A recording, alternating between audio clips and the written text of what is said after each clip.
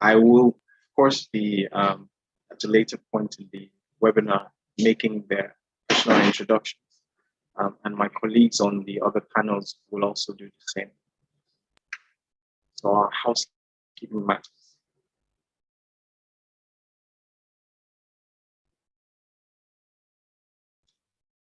First of all, this a recorded version of this webinar will be available.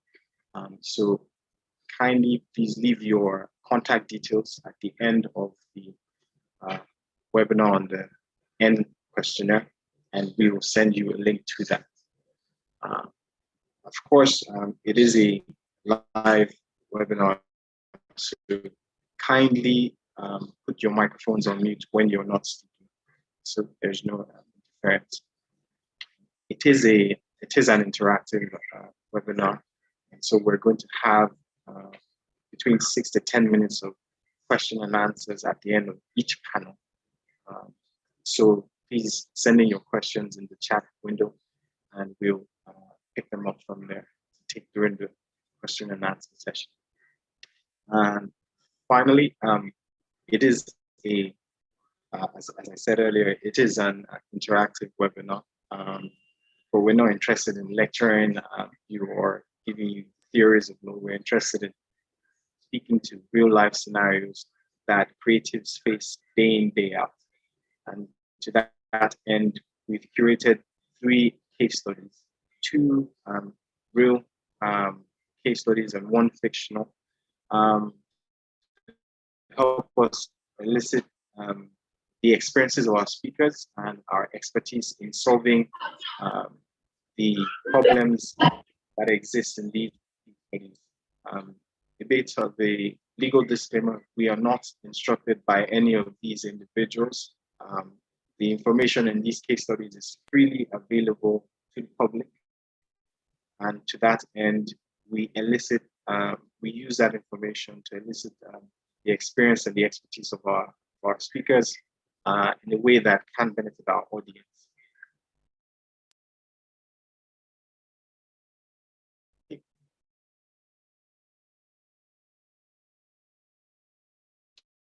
And now a bit of signposting, so we all understand the structure for today. As I've said, it is an interactive webinar with 3 segments. The first is film and TV segment. Second is music industry, and the third is fashion and design segment. Each segment is prefaced with a short video montage between 2 to 4 minutes long, essentially to premise the conversation within the panel discussions.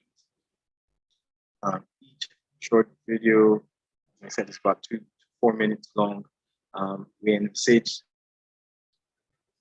1 single session to be about 30 minutes, split into 20 minutes for the discussions and 10 minutes for Q&A. At various points in time, we will introduce polls to just take a feel for our audience and your perception or your perception of IP rights at the start of the webinar and at different points as we go on with the information that we share to our panel to ourselves. We hope to be finished by about 2:50 this afternoon. So hold on.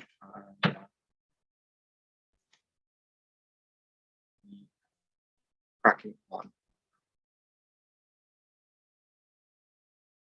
At this point, I just want to check if our lead speaker is in, so she can give our introductory remarks.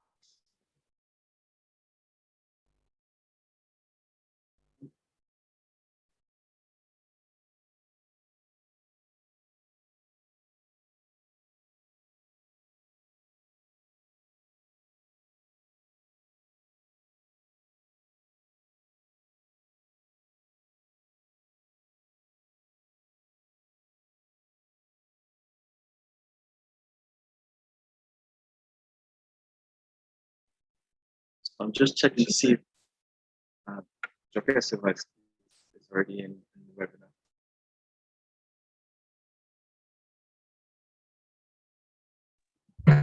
Good afternoon, Joke. Good afternoon. Good afternoon, Ido. How are you?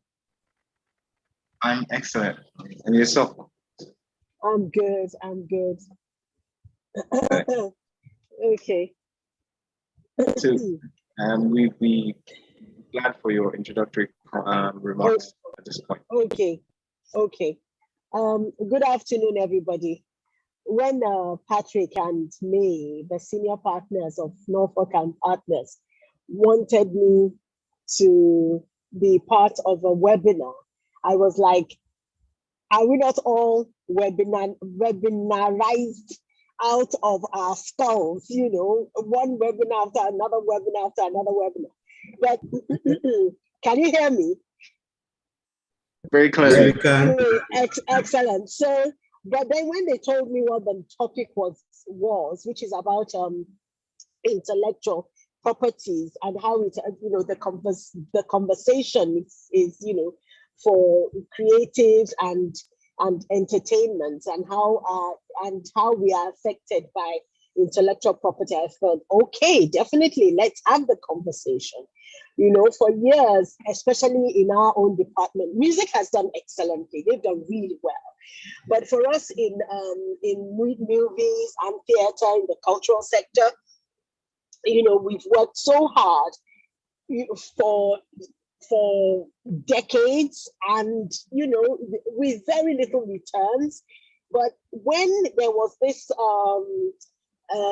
was it basing that it was called by under the Okonjo-Iweala, and there was this in 2015, and the entertainment sector was quantified in Naira and Kobo.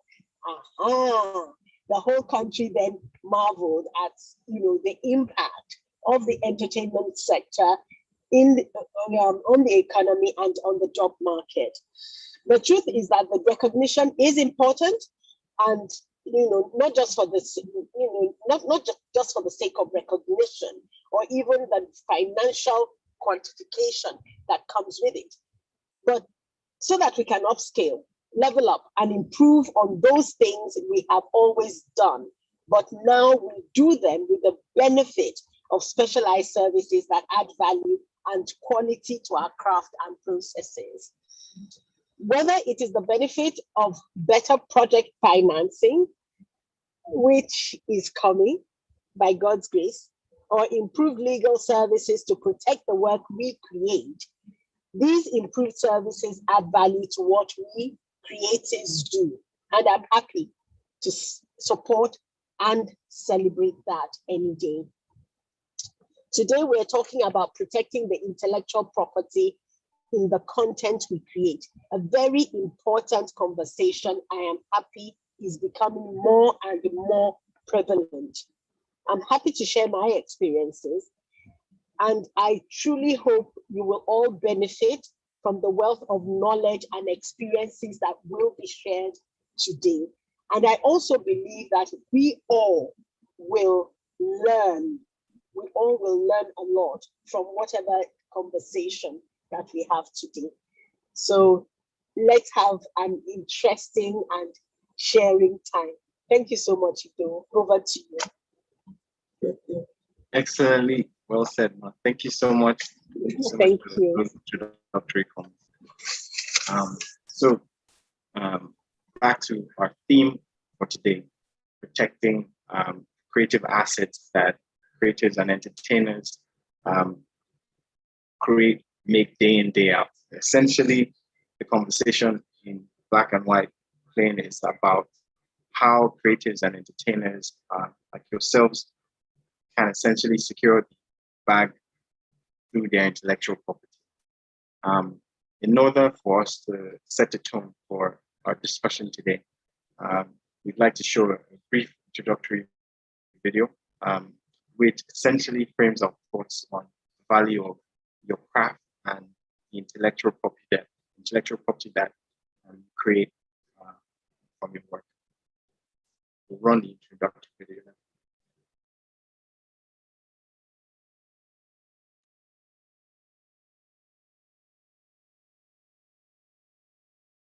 So what is your idea worth?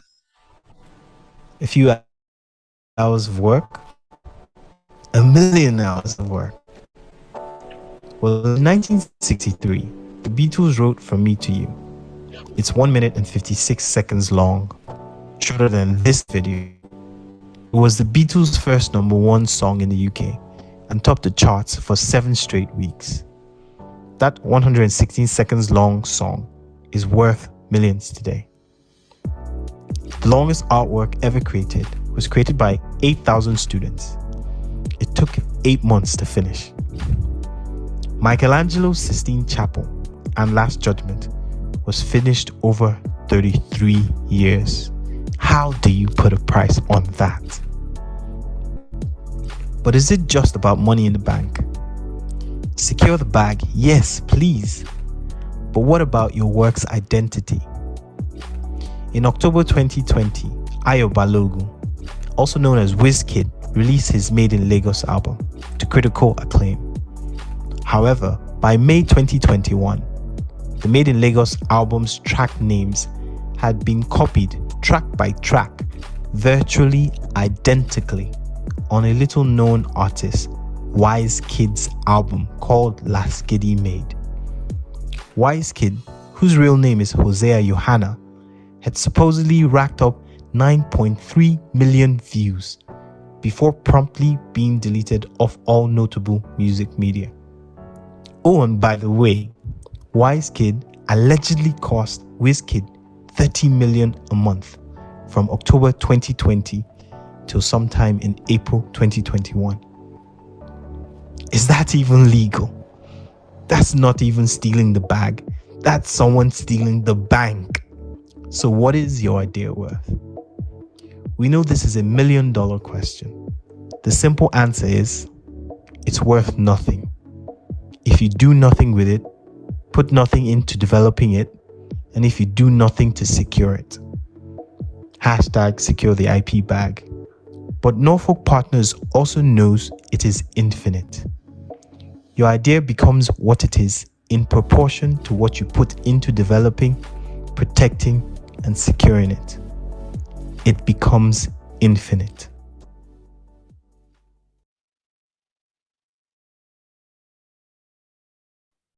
Okay, so that's essentially the crux of our conversation today. The little known, or not so little known anymore, but the undervalued sector of intellectual property and the creative industry that backs that. So following our short introductory video, we'd like to run the first poll just so we get a feel for pulse of our audience and their perceptions or their perspective of intellectual property, especially based on the little story in the introductory video. So we just run the poll quickly. Give some comments on that. Thank you very much. I see some comments coming in already. We run the first poll.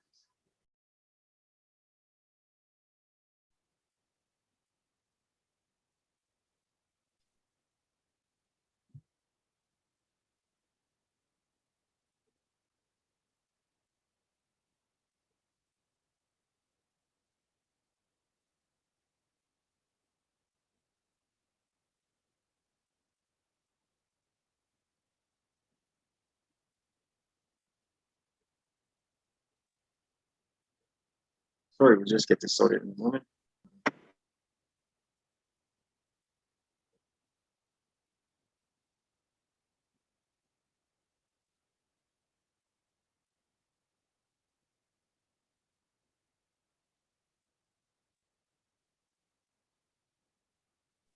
Okay, we'll come back to the poll in a short moment, but we'll proceed with the first panel.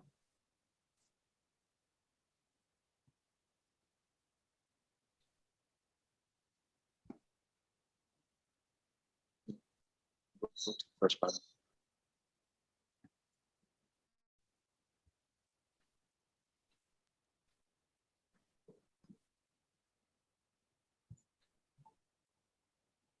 Okay. It's my honor to moderate this first panel. The panel is on film and TV. As I said earlier, I'm quite honored to be joined by what I would say is entertainment industry royalty, and I'm also quite honored to host this panel because we have such a wealth of knowledge on display. It's my pleasure and honor to introduce an iconic legend of the Nigerian film, TV, and theater industry, a consummate professional, an award-winning actress, and I particularly like his accolade that's associated with her, the silver lining of Nigerian TV.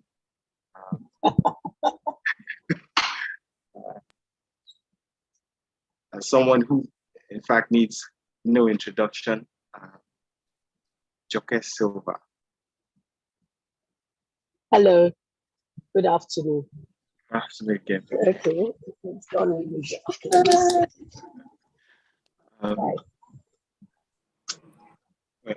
Hello. Our next speaker is someone you could say is, in fact, Nollywood's current sweetheart, one of the hottest performers on the scene currently. He is, I would say, the face of Nollywood's new aspirations. Koye, yes? I don't know about all that. Someone who has the looks and the performance, but also the mind to back up his performances. He's a qualified lawyer himself, Koye Keiten Kikere. Hello, everyone. Glad to be here.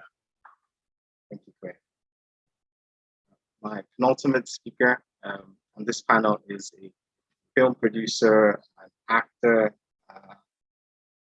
and a director, to mention some of the accolades that are attached to his name, and someone that represents the tenacity of what it means to succeed in Nollywood today.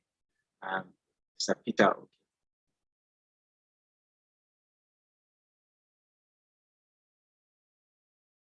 Good afternoon, Peter. I think you're still on mute. Oh, okay. Hi, hello. I'm not an actor yet, but the other things, yes.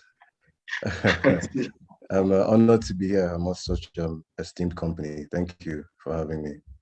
Thank you for joining us. And final panelist on this session is a pioneer looking to claim a space that Africans are not necessarily known for dominating. Mr. Tolu Olufweku is the Chief Technology Officer of Kugali Media. And Kugali Media's exploits and their audacity in telling the African story has, in fact, attracted big names, including Disney, in their collaboration. So, Mr. Tolu, thank you very much for joining us. It's a pleasure to be here. Very much. So, I will crack on. So I'm immediately tempted to ask, hands up, anyone who has been in our protagonist situation, for in the case study, Mr. Peter Barua, anyone who has ever had their script stolen or an idea from their script stolen. But I'm going to rein my my temptation in and ask. I will direct my first question to Peter. Okay. Good afternoon again.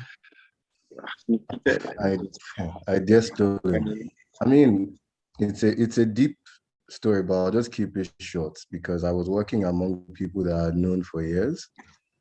So I felt like, oh, this like it's like a brotherhood. I've known you guys for over, 5, 6 years. We can just come together and do something.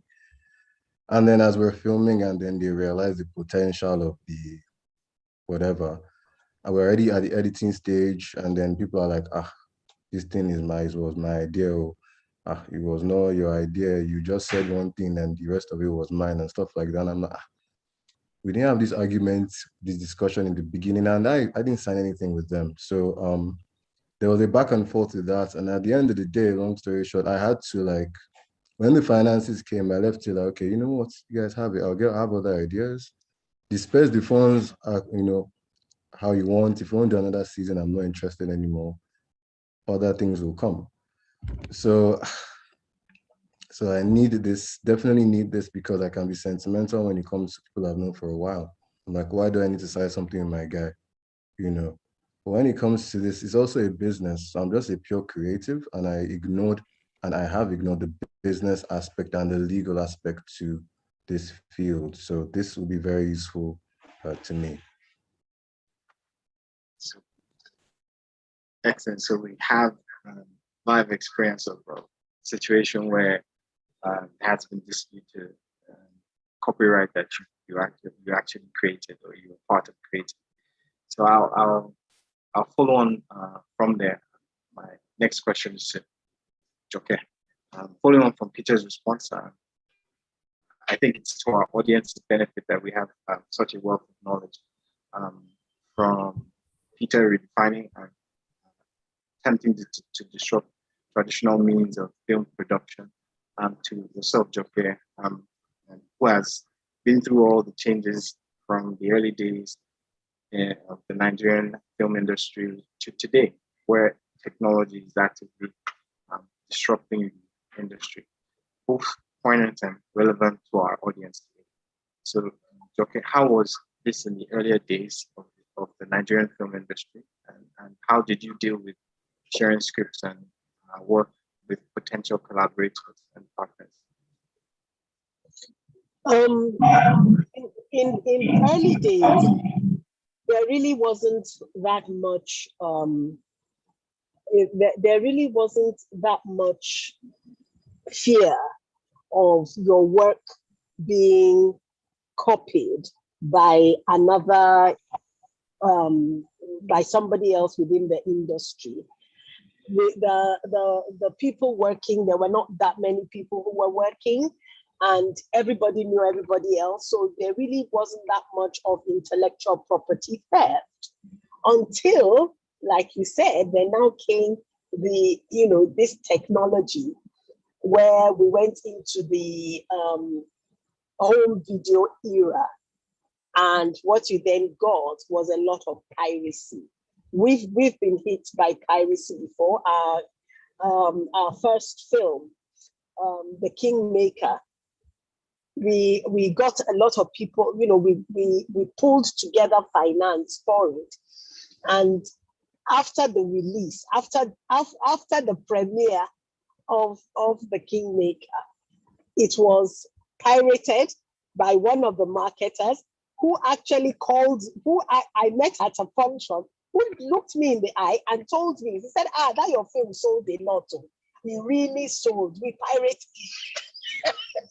And I'm like, do you realize how many, the lives that you practically destroyed, with this? And so for a lot of people, it drove them away from producing any work, because we just felt that there was no recourse. You'd go to court. There was, DSTV, a lot of works that were shown on DSTV were pirated.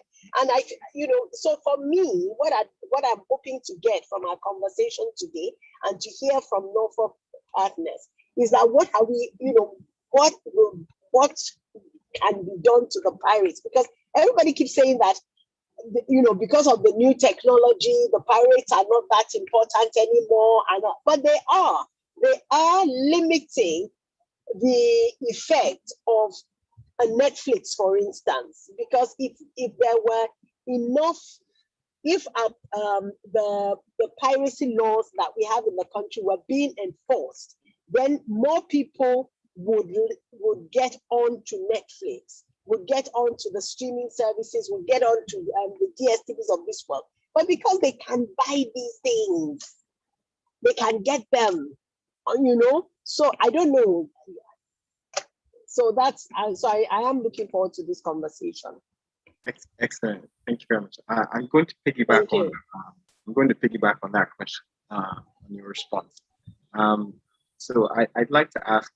I mean, you've touched on the main significant changes today. How technology is supposed to change or reduce piracy. But I'd like to ask your personal experience. I mean, today the name Joke Silva on the script will make any reader perk up and pay a bit more attention. But how do you deal with that now? How would you advise up and coming creatives to deal with a situation where they have to share their work with potential collaborators and the risk of it being stolen instead? I mean, from your personal experience. Well, what we do in our company is that before we share any work that we have, you have to sign a non-disclosure agreement, definitely. And we advise any young creative to do that. And what a non-disclosure agreement does for you is that it's supposed to protect you from any kind of intellectual property theft. We do that before we even share the idea. Once we get that, then we now share the idea. That's one of the things that we do. I'll keep it brief. Excellent. Okay. Yes. So my next question is for Kwe. Kwe, would you say from your experience your experience has been like Peter's, from your experience with pitching Inspector K from your early days when it was still novel and just a script? How did you balance the need to share the idea with collaborators and protect it from being copied? Okay, so for me, Inspector K was actually not my idea. So I haven't had to struggle with the intellectual property issues that would possibly arise from that, right? It was something that was created out of a skit that I had been in. So the people that invited me to do the skit figured, you know what, we could make a show out of this. So I actually don't have any real ownership with regards to Inspector K. But generally for me, I think a lot of what I do as well is content creation. And so far, luckily for me, I haven't particularly had to share my ideas. I think about it in my head, I script it in my head, and I put it out, right? Where the interesting thing is for me is that sometimes I have put out content, and maybe 2 days later, somebody puts out something using the same words I used in certain places. They've basically copied what I've done. So, I mean, they might animate it, put an animation of a cat with a different voice, but it's essentially my content, right? And I look at it and I'm like, is this not what I just put out? And it's interesting because sometimes you might think it's little things and you shouldn't make a big deal out of them. But I'm wondering, maybe it's until we actually start making a big deal out of the little things that we can actually scale up and affect the bigger things. Well said, yeah. I think we're leading up to that. So next question is for Tolu. So how do you at Kugali pitch a story without risking losing it? How have you come to deal with the need to impress your stakeholders with the innovative African stories that you're known for and the need to protect your work from being copied or stolen? Okay, thank you. Let me just go straight to the point. I'll start by saying NDAs. You always have to sign an NDA before you start sharing any ideas. So, once you have signed a non-disclosure agreement with someone and you work on something together, then they legally cannot share that idea outside of the boundaries you have set within the NDA without any repercussions. And they signed the agreement. You can't just say, okay, he's my friend, or, let's just talk about it. Even when they're your friends, you've known the person since like primary school or something, you still have to just do the right thing legally. Sign an NDA before you start any conversations. Kugali is a very highly collaborative company. So we pitch to larger companies. We also have people pitch to us. We actually have a form on our website where anybody can go and pitch an idea to us if they want us to collaborate with them on that idea. And that means that if they pitch an idea to us and we do not go with that idea, later that person can say, I pitched this idea to Kugali, and this new thing Kugali is doing is similar to what I pitched. So by pitching the idea to us, they are also at risk of us stealing the ideas. So, but then when you put certain disclaimers, when you have an NDA signed, and when sometimes you sign some certain contracts before you can get to certain phases of a pitch. So for example, I've had a situation where we were pitching to a company and they asked us to actually start developing a script.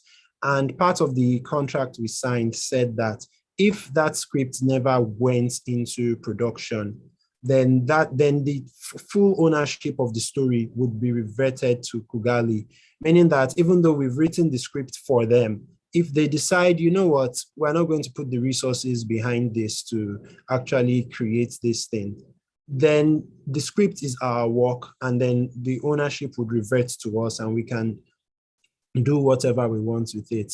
There's also certain types of insurance you can take so that, I've forgotten the proper name, something, is it indemnity insurance? Let me not call the wrong name before the lawyers here would look at me like, oh, he doesn't know what he's saying. It's the legal guys on my team. We're spot on, actually. But yeah, but you can take certain insurance so that when one person breaches the contract, then the financial the financial effect of that is you've already insured it. So you can make sure the person can pay the damages. I hope I've answered the question. Let me stop there for now. Yes, thank you very much. Giving us a lot of good information. So my attention has been pointed to a little faux pas. We haven't run the case study video. My colleague will run that now so that the rest of the audience can join in the fuller conversation.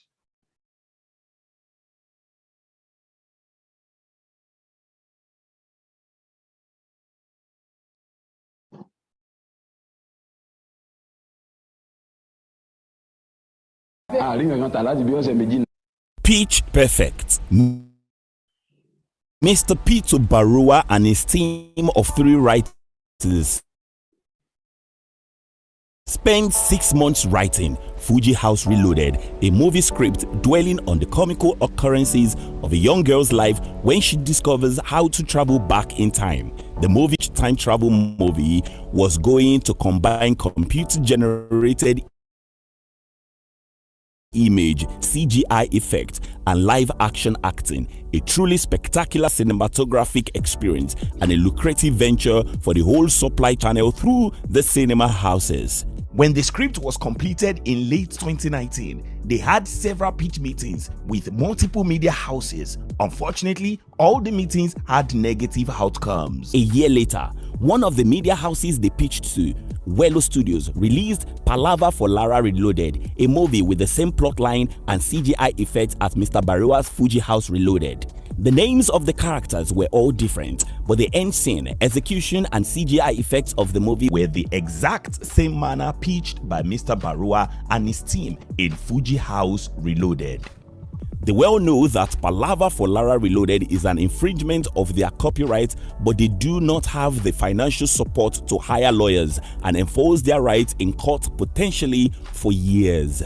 They are also aware that because the legal proceedings in Nigerian courts generally take so long, by the time judgment is given, the Wello Studios will have already profited from the exploitation of their Fuji House Reloaded. A year on, Mr. Barua and his team have written another script, Fuji House Orijo, and have embarked on a new round of pitch meetings. However, this time, Mr. Barua has sought legal advice and has taken the following steps to protect their new script. First, they have registered Fuji House Orijo as their copyright with the Nigerian Copyright Commission. Since the script has been written down on a fixed medium, it is eligible for copyright registration and protection under the Copyright Act.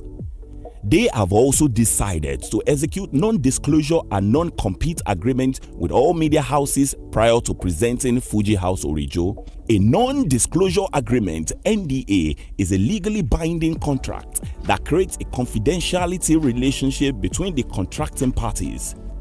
The opening week alone saw 500,000 cinema tickets sold at the box office across Africa and the US, the largest ever for an African-made film. As the Oscar nomination was announced, DN, the lead actress in Fuji House Orijo, received a barrage of messages flooding her phone on Instagram, Facebook, and Twitter.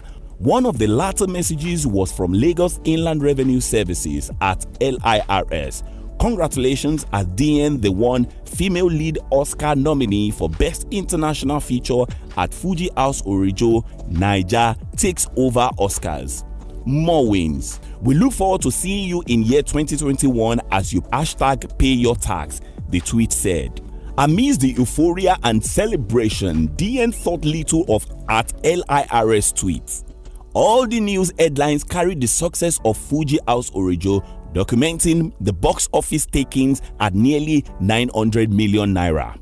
A leaked memo from the official distributors of Fuji House Orijo showed DN's contract fee on the project as 100 million naira in endorsement contracts from product placement companies and 25 million naira cash from the South African Embassy in Abuja, DN's mother being South African.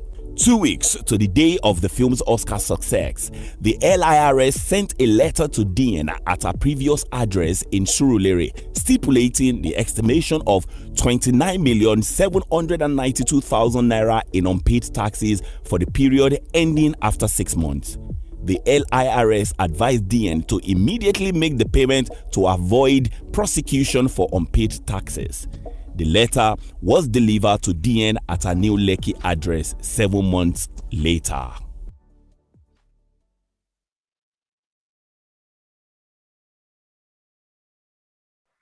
Okay, so I think now we're all caught up to speed. We have unpacked a few of those issues, but we can proceed in our conversation. Okay. Next question.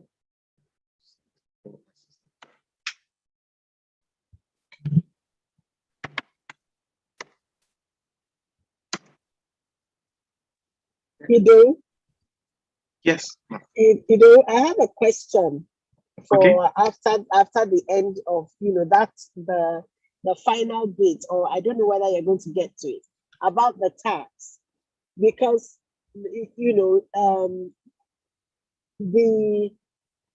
when you don't even have to disclose how much you have earned for you to pay your tax. Yeah, I mean, in other parts of the world, and I'm sure Tolu, who is working with, I think he's working with Disney right now. One of the things that is that 30% of whatever it is that you earn is needs to be paid as taxes. We just finished a film with Disney in Greece, and it was part of the contract. 30% of what I earned. Let me be careful now. I'm not sure that it's 30 or 20. I can't remember. But it was immediately deducted from my fees. Do you understand? So I just thought to put that in. Yeah, I mean, taxes is one of the issues we will touch on. It's funny because I actually have a tax question for you. So, okay. But of course, as you've mentioned, various agreements have their tax obligations stipulated in them. In Nigeria, of course, we pay a myriad amounts of taxes. The ones that come to mind are personal income tax and, of course, your corporate income tax.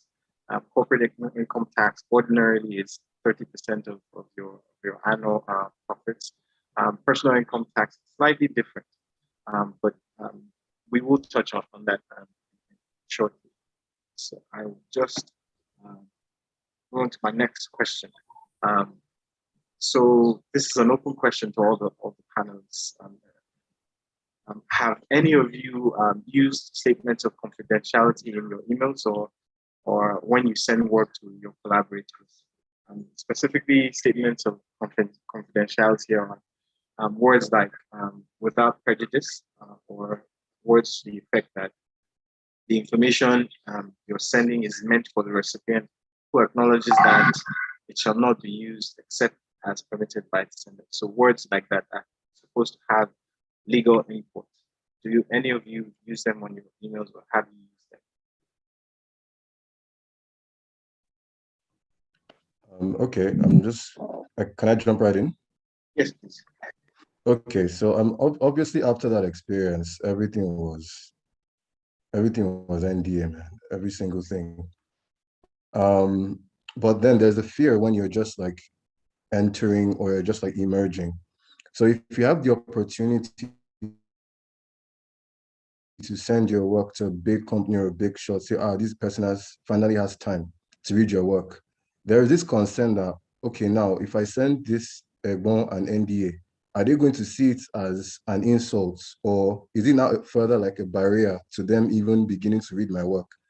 So that I beg me, no send this one. You want to send NDA? Are you sure? Please, don't. This is one opportunity, is one in a lifetime chance. So, so there is always that caution behind the back of my mind. It's probably incorrect that an NDA is like a further barrier for them to now even push. Say, who is this one sending me NDA? He's not even a name. He's not even, I beg, next. So there's that caution that I usually have when I want to forward stuff to. The bigger the personality or the company, the more the caution is. But in regards to even the projects I'm working on now with my peers, like NDA is one of the first things now that we sign, and it's like, the guy, be say I no trust you, but maybe just follow protocol, maybe just, yes, so that's why I'm not really sure how NDAs work with like how the esteemed people receive NDAs from like newbies. Do they receive it with or indignation? Like who is this one again? A lot of people are sending me their work, or I don't know if that makes sense. Like, how can we respectfully send these NDAs and people are not put off, by that gesture? Can I jump in here? Yeah. I think it's usually when people send me their work, one of the or tell me that they want to send me a work, one of the things I insist on, if they want my company to produce the work for them, or to look at the script and say what we think about it, I always insist that they register the work first before they send it to me. That I'm not going to take it, I'm not going to read it, you need to register. I always say that if you haven't registered it, I'm not going to look at it. When it comes to an NDA, receiving an NDA, from anybody, or even sending an NDA to someone who is considered big, anybody who rejects your NDA then does not, as far as I'm concerned, hasn't got good intentions. Because what does an NDA mean? An NDA means it's a non-disclosure agreement. So if you send something to me and first of all ask for an NDA, of course we'll sign it. And if I send something to somebody as, as a biggie, and, I say sign a non-disclosure agreement, and when you tell me that you can't sign that, who am I? Why, you are asking me for a favor, and then you are saying, then I know that you really don't have good intentions. And I just moved to the next person. It's nothing to feel embarrassed about, because the repercussions are just so heavy. Do you understand? And it may not be the so esteemed person that even does the intellectual property theft. It may be somebody within the organization. So if the non-disclosure agreement has been signed, then the esteemed person will make sure that right throughout the value chain, they understand that there cannot be any intellectual property theft. So it protects the person signing the NDA as well. Okay, that's what I exactly. think. You think we've hit on the first point of our conversation today, which is a lot of the changes we need to see are, first of all, cultural. So the difficulty or the resistance to an NDA, as you said, Joker, is a clear red flag. It's not necessarily a lack of respect, as Peter knows, but it's a difficult, an extra hurdle to jump through, which shouldn't be. And that cultural change needs to happen as part of solutions to our problems, even before we even come to more complex solutions like litigation. So it dovetails quite well. Sending statements of confidentiality show an intent from the sender. They don't necessarily create a binding agreement, but there is that clear intent. This is my work, and I do not intend that you use it without my permission. The next step is the NDA, which does create a binding agreement, a contract between the recipient and the sender, which closes the gap that the statements of intent have.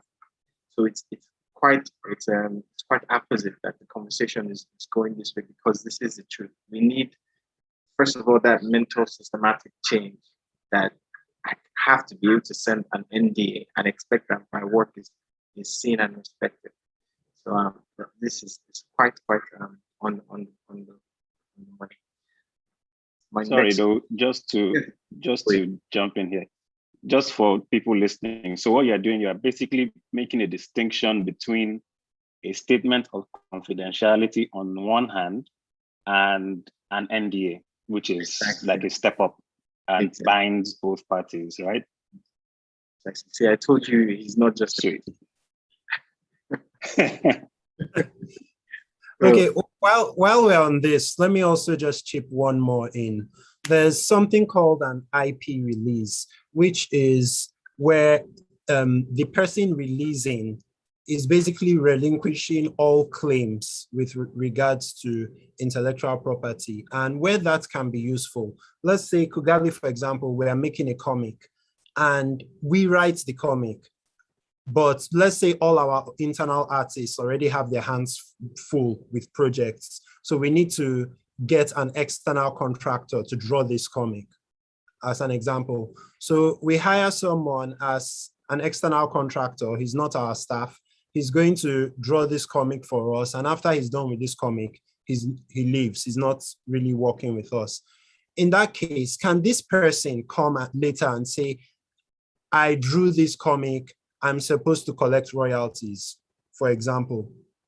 But if we signed an IP release with this person, and that IP release says, we paid you for your work and we completely own all of it, you released this work to us, then, so apart from signing an NDA, and signing, an employment contract for that particular work, we would also want to sign an IP release with this person so that we have complete ownership of the art that the person created for us during the time when he worked with us. Exactly. Thank you very much for adding that part of the arsenal, the IP release clauses. Essentially, and the other thing you mentioned, an employment contract would preclude someone that works for you from claiming that they own the IP when they're creating that work under an employment contract. So it does quite nicely close the circle. Thank you very much. Excellent point. My next question is actually to you, Tolu. So shifting a bit. So I would like to ask, with the benefit of both your Pan-African roots at Kugali and your international collaboration with Disney, have you at Kugali experienced a difference in the way we respond to intellectual property at home and abroad? For instance, is a greater premium placed on intellectual property when you work abroad as opposed to when you are in Nigeria? I'm not sure if there's a greater premium placed abroad relative to in Nigeria, because I think the people we work with are, globally exposed, even if they may never have left the country. I mean, I'm talking about the people we work with in Nigeria, for example, because everyone has the internet now and you see things, you learn things. So I think we have people here who would not do any work or move beyond the certain points of the project until they see a contract or until we've signed certain things. So if we say, okay, you know what, we want to publish this comic with you, and you're not, let's say someone who isn't our staff, and we want him to start sending us his ideas, which we can start, going through the editorial process on before we've signed a contract with him. He's smart enough to say, I'm not sending you anything until you send me that contract that you promised last week. I haven't seen the contract yet. I'm not sending anything. So I think people here are very much aware. I don't think I've noticed a considerable difference between working with people here in terms of awareness or the seriousness with which they take intellectual property. What I will say I have noticed is that the bigger the company I work with, the longer it takes to get every little step done when it comes to legal things, because they are very thorough, they have more at stake, and if they don't do it properly, later down the line, it could cost a huge amount of money. So I've noticed, like, every time we're speaking with any large company, for each step of the process, it takes a very long time. And I keep wondering, what is the legal team doing that takes 4 weeks, 10 weeks? I find that particularly, but because it has started happening to me as well, like sometimes we take some time to get our documentation right and our legal rights before we send it to the people we want to work with. So it has started happening to us as well. And I've started understanding why it takes so long. But I think that's the only difference I've noticed. So not a difference in the way Nigerians treat it versus the way, let's say, people in the US treat it, but a difference in the way small to medium-sized companies treat it versus the way large companies treat it. That's where I've noticed a difference. Thank you very much for that insight. So my next question is Joke Silva, and I'm conscious of time. So in my introduction, I made reference to your iconic, legendary status, but this wasn't just embellished superlatives, but an actual acknowledgement of your contribution to film, TV, and theater in Nigeria, with epic works like Violated in 1995 and the British-Canadian production The Secret Laughter of Women in 1998, where your impressive performance showed once again your pedigree, the pedigree of your craft to the world. To earlier works like Uwo Lojo in 1993. In fact, my colleague Muiwa has something for us on this. So just a quick moment so we can see that.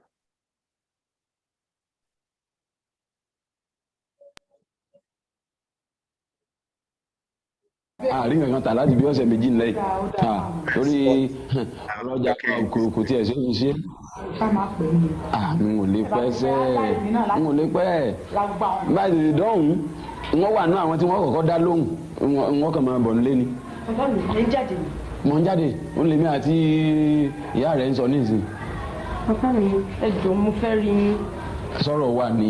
bẹ́ẹ̀ni sà ẹ rántí ìdánwò tí mo ṣe lọ́jọ́ sí fún yunifásitì lẹ́kọ̀ọ́. So we see the allusion to your legendary status isn't just embellishment. You've done this for a good while and you've perfected your craft. So my question, how do you see these works, your legacy and the shared legacy of Nigerian film and TV industry being protected? First of all, help us understand why it's important to protect this. And secondly, how you would like to see this done. It's very important. I honestly believe that it's very important to protect these. You know, one of the, like a lot of the streaming services that are coming on board, they're coming on board with a lot of old time, you know, their heritage of works in film, even some in theater. But unfortunately, we don't have that. And it's really sad because if you see, there are a lot of works from the 60s, the 50s, that we don't have access to now. And for the younger generation, for generations coming into the industry, even for the viewers, for the nationals of any country, when you have an idea of what has gone on in your past, that heritage, there is a sense of pride, and it gives you an idea of how far you have come. Nigerians, unfortunately for us, we have been very lax, all of us, my generation and the generation before, we have been very lax in protecting the heritage. Someone like myself, if you ask me, do I have a library of my works? Nope. Because people will come, borrow what I have, never return it, and things like that. But in the new dispensation, people are paying more attention to archiving. People are paying more attention to archiving. What the next stage, what we're trying to work on now, what we are trying to work on now, my generation is trying to work on now, to make up for that lack of archiving, for that lack of pay, for that lack of attention to archiving, is to see that the creatives within the works are better compensated. Now, what do I mean by that?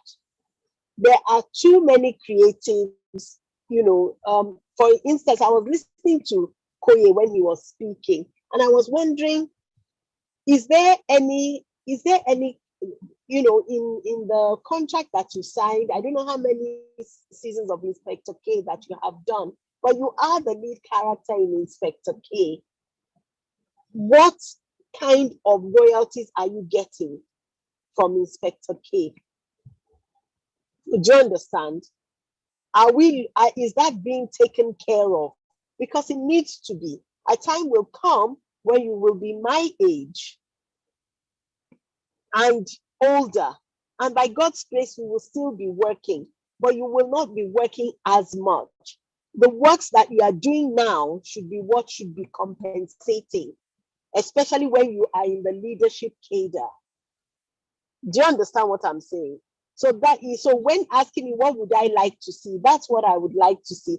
And you know, I'm working very closely with the Actors Guild of Nigeria to bring that about, and hope, you know, and we're in the works to work with other guilds as well to bring that about.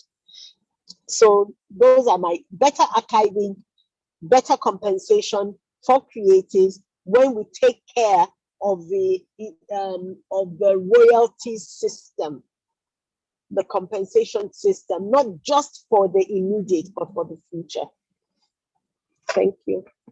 Thank you very much. I hope I answered your question. You did quite clearly. Okay, thank you. Did you want to add something? No, so it is what she mentioned about Inspector K is definitely something I have had in mind. I've broached the topic. I guess I have to be a bit more insistent. What we have spoken about is, I guess, moving forward, any sort of merchandising agreements that are signed or anything like that, I would definitely have a say in those sorts of conversations. But for the things that have been done already, yeah, I probably need to be a bit more insistent about those conversations, if I can. But then where I would then come in is that this is something, because you are a creative in this sense, you cannot wear your lawyer hat, and that's where your lawyer comes in. Your lawyer has to have those conversations on your behalf, and not only your lawyer but your guild. So, which means that you need to join the guild because there's power in numbers. Nice. For sure.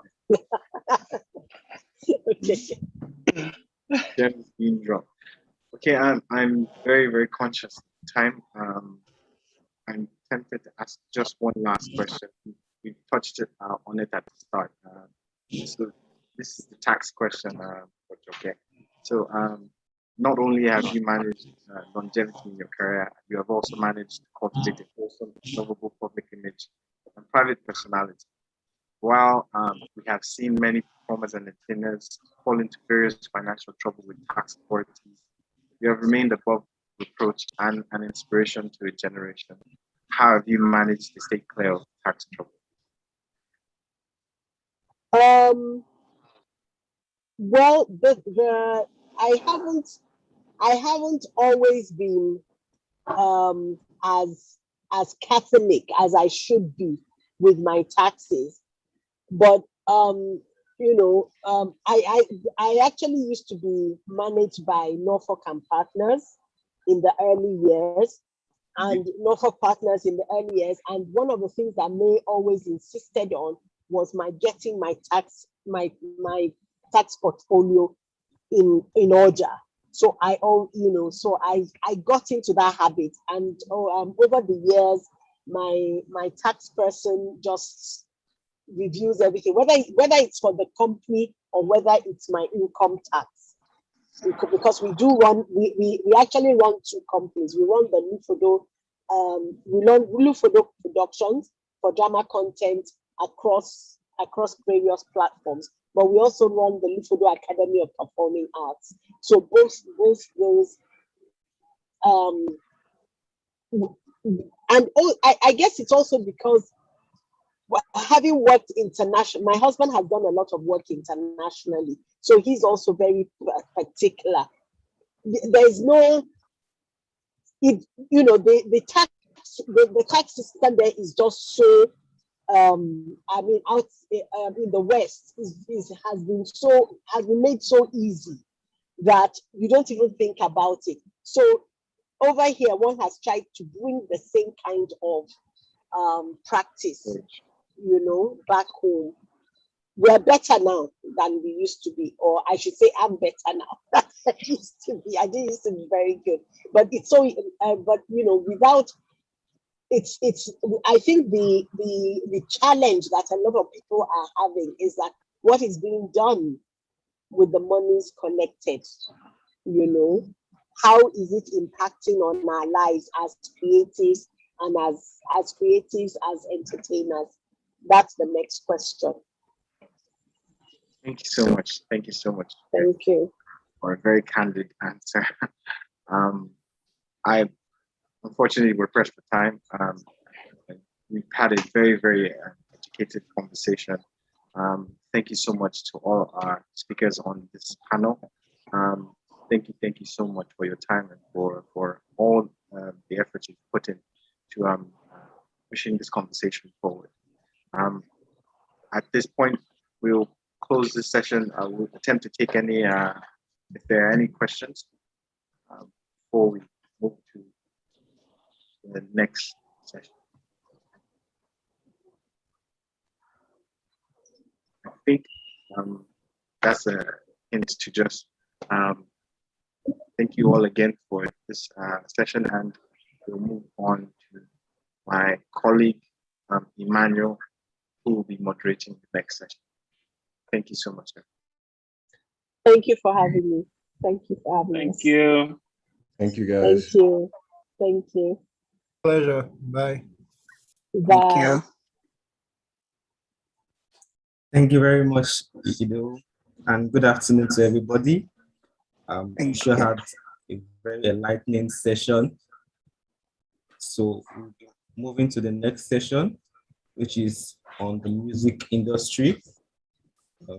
Nigeria is at the forefront of the music sector when it comes to the continent of Africa. So we'll be delving into that, and we have panelists to join in the conversation. Before we proceed to walk us through, we have a case study, a video that will play. I implore you to fix your eyes on the screen and enjoy the video. Thank you very much.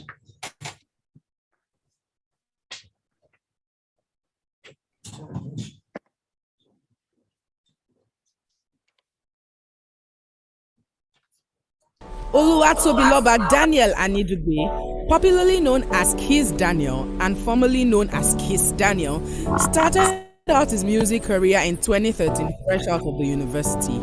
He signed a 7-year contract with record label known as G Worldwide Entertainment Limited, where he released his first single titled Woju, followed by Yeba and another one titled Laye. He subsequently released his debut studio album, New Era, in 2016. With the album, he won 3 Headies Awards, namely Best R&B Pop Album, Hip Hop World Revolution of the Year, and Album of the Year. He was number 8 on the Billboard World Album chart. He then opted out of his management contract with G Worldwide Entertainment Limited in 2017 after being a part of the record label for 4 years. He purportedly exercised his right to terminate in November 2017 and established his own record label thereafter called Flyboy Inc. The legal controversy. Kiss Daniel was accused of breaching the 7-year contract and artist management contract he signed with G Worldwide Entertainment by leaving his record label and setting up his own.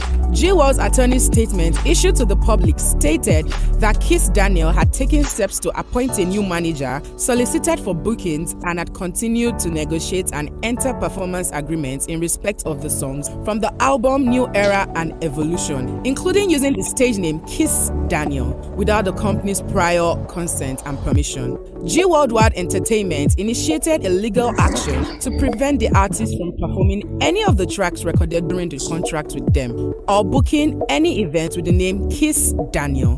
The record label sought to enforce its right over the stage name Kiss Daniel and copyrights of the song in the New Era and Evolution albums.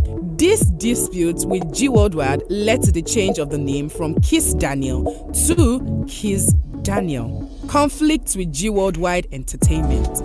The artist, on his part, accused the record label of failing to provide relevant records or documents of account for inspection as required by the recording and artist management contract. He claimed that there were no records or documents shown to him indicating the amount of monies or royalties owed to him by the record label after several requests for inspections were made. This being a material breach, the artist decided to exercise his right under the contract to terminate by issuing a notice of termination of the contract to the record label. Kiss or Kiss Daniel. Undeterred by the legal dispute with G Worldwide Entertainment Limited and with his new brand name Kiss Daniel and record label Fly Inc., he released his albums No Bad Songs in November 2018 and King of Love in October 2020. This he did with several singles to his credit. The core of this dispute is the question of the ownership of the trademark Kiss Daniel. The dispute became even more acrimonious when the record label registered and obtained approval for the name Kiss Daniel from the Ministry of Trade and Investment, alleging that the continued use of the name by the singer amounts to an infringement of the company's intellectual property.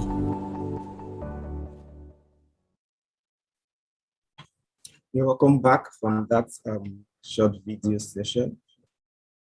We have the pleasure of having two panelists that would join us in this conversation. The first, in no particular order, is Tadis Blair Olo, popularly known as Dija. She's a singer, she's a visual artist, she's a songwriter, she's a fashion designer, she's a humanitarian. She holds 2 bachelor's degrees in psychology and another one in biology. Her first single, Rocksteady, was nominated for Best Urban R&B Single at the Canadian Radio Music Awards. She won the award for Best New Artist at the Beat Music Award in 2008. She has also been nominated for several other awards. It's a pleasure to have Dija with us this afternoon. Good afternoon, Dija. Also, we have Adewale Shapara, also known as Lotto Banks. Lotto Banks is a fast-rising Nigerian-born, UK-bred, independent alternative artist. He's a songwriter, he's a dancer. His biggest track, Mercedes, got a placement on a mixtape hosted by the American superstar The Game.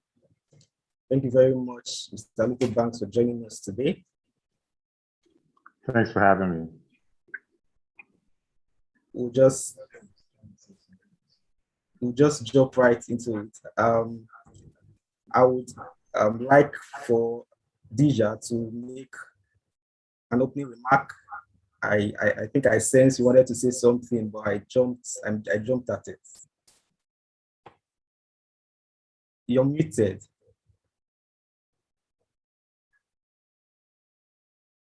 You're on mute. Oh wait, oops. Yeah. Sorry. No, I said I was paying my respects and saying hello to everybody. That I was saying that thank you for your intro. I said you don't carry me for head. You just don't worry about all the extra stuff. But yes, thank you for having me here. I'm really, really happy to be here and to be in the midst of such amazing people. Shout out to Lotto Banks and the legends of the film industry prior to this. So for me, the intellectual property conversation is very important.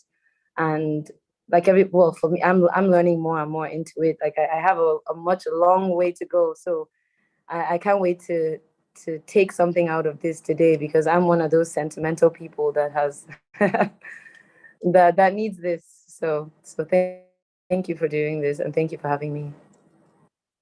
Thank you very much. Just jump right into it.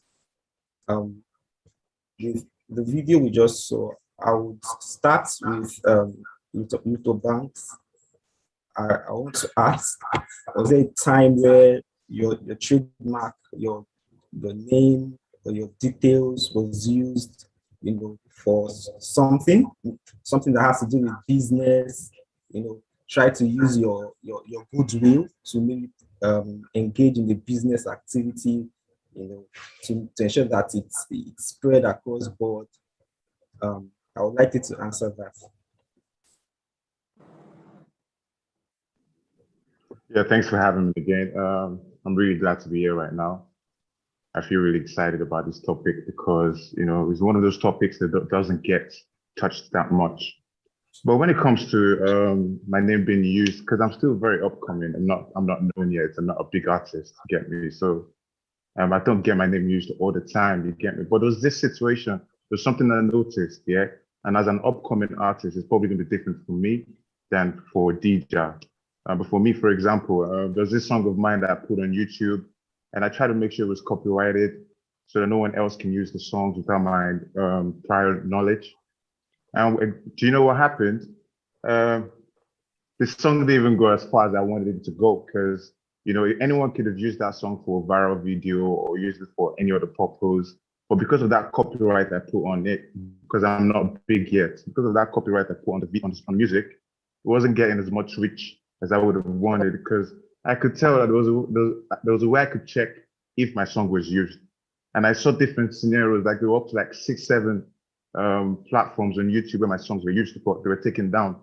And that could have created more reach for me. That could have gotten my song as far as I wanted it to go. But because of the fact that I'd copyrighted it, I felt like I was a little bit restricted. So I think for upcoming artists, sometimes we care less about the copyright. We care more about going viral, but, this conversation is definitely one that we need to have, most definitely. Thank you very much. That's a very, very good point. I would direct that question to Dija. I'm sure she must have had an experience, even though maybe not personal, but no, growing. And honestly, for me, to be honest with you, like I guess I don't see myself the same way, as maybe that's a mental thing for different artists. But I learned a lot more in the last few years, and I've learned in the last God knows how many years of trying to push my music or pushing out there. And shout out to Don Jazzy for seeing me at the time I probably was about to give up or something. That was where I learned more about even splitting different things on music and because a lot of times when you're just trying, like he rightfully said, when you're just trying to get your music and getting heard, all you're thinking of is like, I beg, let me just jump on this, let me do this, I beg, just give me anything. And in a way, I think artists like myself, like I said, I'm sentimental, continue going this way, hoping for that, massive break that you now start gathering yourself and organizing yourself from then. Do you understand? You're like, let me just first get everything in, let me get everything out there. I had the opportunity of maybe coming into Nigerian industry music with the name I already had. So when I joined the label, they liked it already. So there was a lot of things maybe I didn't really understand. I didn't even know that somebody can own your name outside of, like, how can you just own my name that I gave myself? Do you understand? Like, what does that even mean? Or a name we sat down and put together. So these were things that I learned, honestly, being a part of a label. And the legendary Madame Jacques said was, there are these contracts, and I hated having to sign contracts with somebody I knew, because it was like, I'll now be that person that will just lose this opportunity.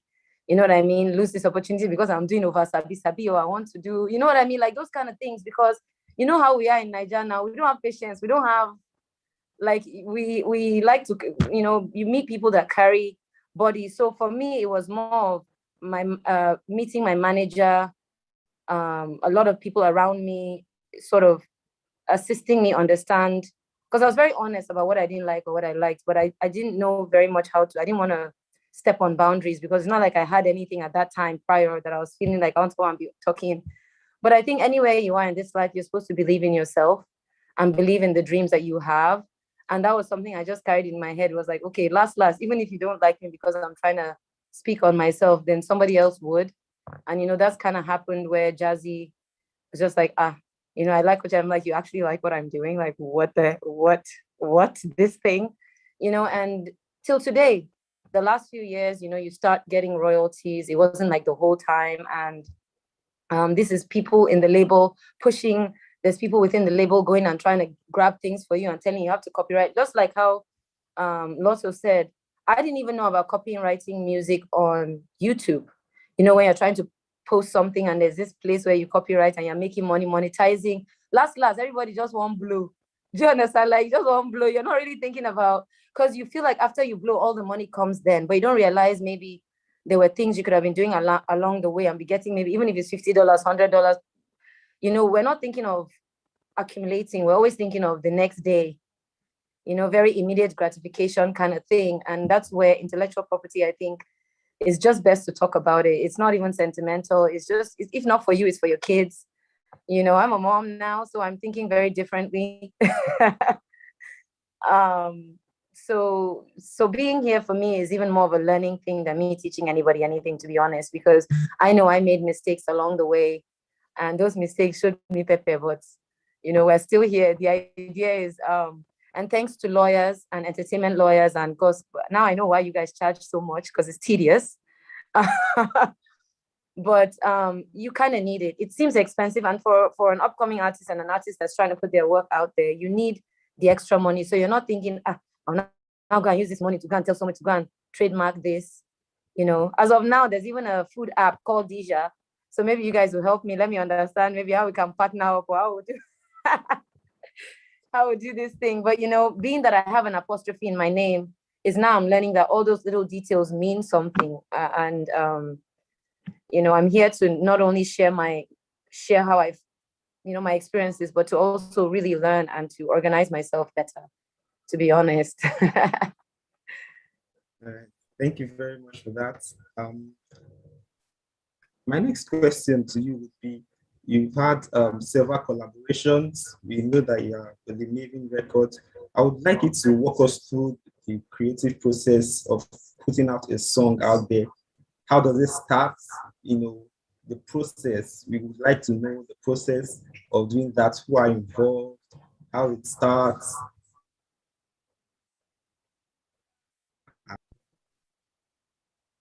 Deja, thank you. It sounds so easy. It sounds easy to ask the question, but to answer it is always, truthfully, I don't know, I'm sure people will connect with me, but for lack of a better term, I always believe in sort of music. You don't really choose music, music chooses you.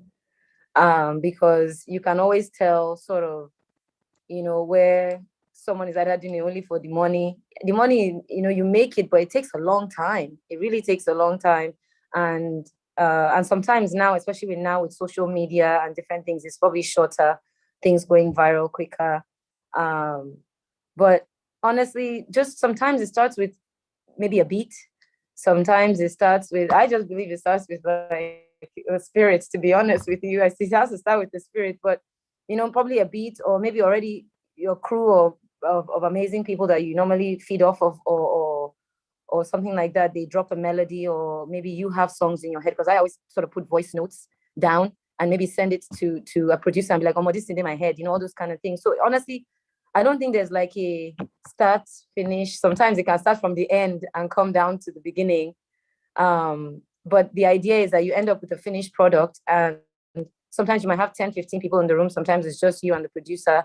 Other times it might be you, and then someone else now comes after and adds something at the end, and you're like, I like that. So these were things along the way that I didn't realize were all part of the intellectual property. But I always liked the idea of just splitting things with everybody, because now we day here, now you're inside the studio, yeah.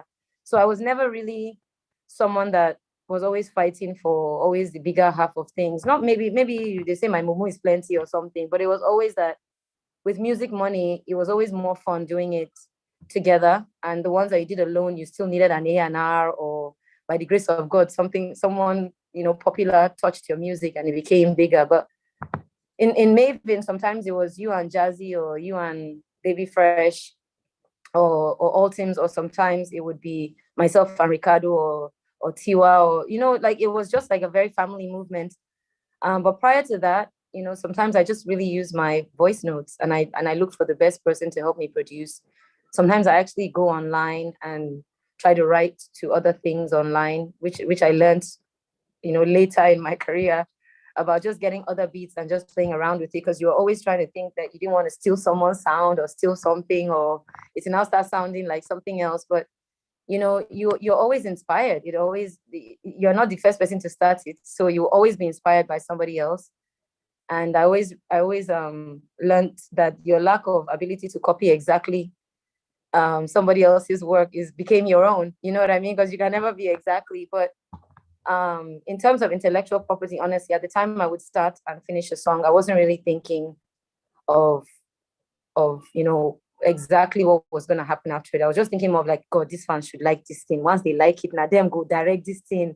You know, the fans are the ones, if they love it, they're going to push it, and then brands will follow you and all these kind of things, you know. And then in between, you start having little, you know, once you start getting out there and your name gets out there, you know, there's a lot of vulture mentality, or someone just feels like you got it easy, and you know, funny things start to happen when you start making money and start getting popular in music.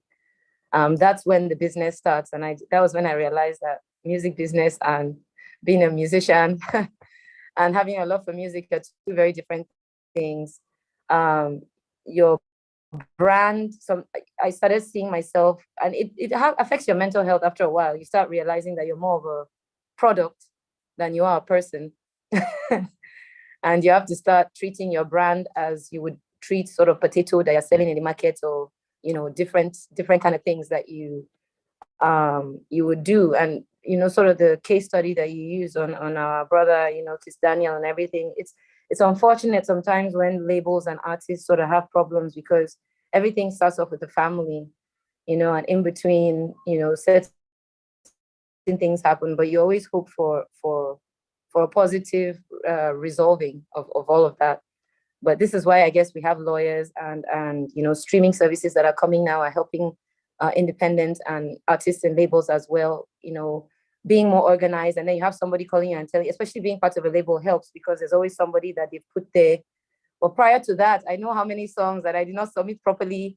I probably have royalties hanging somewhere, so it's a learning process. And I think with music, until you're dead, you just have to keep realizing that your brand, that, not to keep you, but you have to just keep reinventing yourself and keep learning the business and hoping for the best, to be honest, because it's deeper than we saw it on the surface. Very much. In producing a song, it takes a whole lot of hard work, and to just be so very sad if at the end of the day you don't get to reap the dividends of your labor. I'll go to Little Banks and seeing that we have several people that may join you. Like you have people that compose songs, songwriters. There is, in copyright, we have the music production aspect, and then we have the sound recording aspect. So have you had an issue when it comes to perhaps using a beat, that maybe someone else would say, okay, this is my beat, or having a music pattern that looks similar to what was already in existence? And even if you don't have such a particular experience, what do you think about it? How do you think of resolving such issues? Well, I try to keep it original, to be honest. I try to make sure my music is original. I try not to bite from anybody, to be honest. But the truth about it is, no matter how original you are, there's every chance that, subconsciously you've picked something up from somewhere, someplace, sometime, you get me? But when it comes to working with other people though, I'm aware of the split sheet. There's something called split sheet, which apparently allocates everybody's percentages to everybody, so everybody knows their roles and what to expect from the music. So, but I've never used split sheet, and that's simply because I've been doing a lot of solo music for a while now. I've just been doing my songs by myself with a producer who I often just pay off, because it's sometimes better to just pay off right away rather than work with them and then at some point start having beef about who should get what and who owns what. For example, now there's this guy I was working with a couple of years ago, and he came up with a beat that I thought was nice, and I came up with a song. The song was called Mercedes. That was the one that got featured on the mixtape that was hosted by the American rap star. And at some point, I decided, you know what? I'm not okay with this beat. I want to do something else. I want a different beat for this song. Although that beat inspired the song, but I wasn't ready to drop that beat for the song. So what happened was I went online, and luckily for me, I got contacted by a producer that heard my song and thought he would like to work with me. And then before you know it, I had my song on these new beats. He sent me a few papers to sign, to give me the license to the beat. And from that point on, Mercedes was a hit. So sometimes, it does happen that, you might get inspired by, working with some person at a particular time, but just doesn't work out the way you want it to work out. And you're forced to, go ahead and do it with anyone else. So that's why I said it's often better when working with producers and, other people to have a split sheet. So everyone understands that, okay, this is what's going on. It's either you're getting paid outrightly, or we're going to share the money together. But when it comes to the copyright part of it, I think is a very, like I said earlier, for upcoming artists, to be honest, I feel like a lot of us do not really think copyright is priority, because we want people to be able to go sing. I want you to be able to sing my song on Instagram. I want you to be able to use my song on your videos. I want you to be able to do some of these things so that my song can go viral. Because I bet if people weren't allowed, if it was copyright on every song, I think it would be harder to get TikTok, like people to use or feed them songs on TikTok, Instagram, and the likes, from the little I know.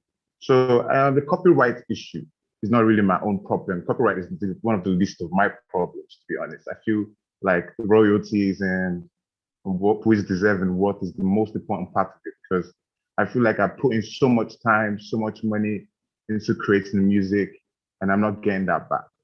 So why would people bother about copyright? The other day, I actually tried to trademark one of my slogans. I have like 2 slogans I tried to trademark a while ago, and I went online trying to search what company was in charge, like what corporation was in charge of trademarks and all of that. And to be honest, it was so rigorous. Like the process was too rigorous for me. At some point, I got tired of it, and I was like, nah, I'm done. Only for me to not learn later on that there are people you contact, that lawyers you contact for trademarks and copyrights. They can go about it for you. But it's like she said, like Dida said earlier, like I'm not going to spend money on copyright and trademark when I'm trying to promote and market my music, And so I don't know if there was a process, or there was a way that it could become easier, or maybe even become, less expensive. I think everybody would jump on the idea of copyright. But for now, it feels like trademarks and copyrights are for big companies and big brands. That's the vibe we're getting from all of it. Okay, thank you very much. We quite understand how it feels, but then it's actually very, very important to copyright your works, because like the earlier session we had, Joke Silva spoke about keeping a legacy. You want to have something that you can be able to assign, transfer to your children or your children's children. You want to have something that you wouldn't know if there would actually be an action against you with respect to a song until it happens. Like the Kizania issue. Look, he didn't know that something like that was going to happen until it happened. So it's very, very much important to have that. I would want to ask from your understanding. I'll stay with Little Banks, please. From your understanding, who owns the songs you put out? Is it you, or is it your record label? Well, I am an independent artist. I'm not signed to any label. I've never been signed to a label. So I'm of the opinion that everything I produce is my music, like belongs to me. But you did make a point earlier about the Kiss Daniel situation. Like his name was his name. I don't know who created the name. I don't know if it was the label that created the name and gave it to him. I don't know if it was his name from the start. But apparently the label were quick to trademark it. You understand? So like it's really important. I do agree that copyright and trademark is very, very important, because if Kiss Daniel had known, he probably would have jumped at it first before the record label did, But you see, that's where, like I said earlier, I think the bigger brands, which is the label, for example, at the time, they find it easier to do these things. They find it very easy. They are more inclined to do it than, an artist that is just trying to find a break, So I think, I don't know if there's going to be, some sort of platform in the future that, welcomes upcoming artists with different kind of sounds to get their songs copyrighted and trademarked for, lesser. But I know there's Koson. Oh no, it's no longer Koson. I don't know if it's still Koson, but I know Koson was in charge of the music part of it, But even at that, you can still, with all the drama that happened with Coast-On and everything, you see. So I think sometimes a lot of people really cannot be bothered with the drama as well, you know, because especially when it comes to the Nigerian Copyright Association, I feel like they don't do enough, you know, because piracy is everywhere, literally everywhere, you know, and I don't know if the government is doing enough to even try and curb it, but it's still growing. Piracy is going far and wide, you know. So I feel like until something is done about any of that, I feel many people will still be very nonchalant about the idea of copywriting and protecting their intellectual property. You know, that's what I feel. Thank you very much. My next question will be for Dija. It's going to be almost the same thing with respect to Kiss Daniel. There was an issue where the record label said you are not permitted to use this song. You are not permitted to use this name that you used while you were signed with us. So the question is still the same. Who owns Dija? Is it Dija or is it her record label?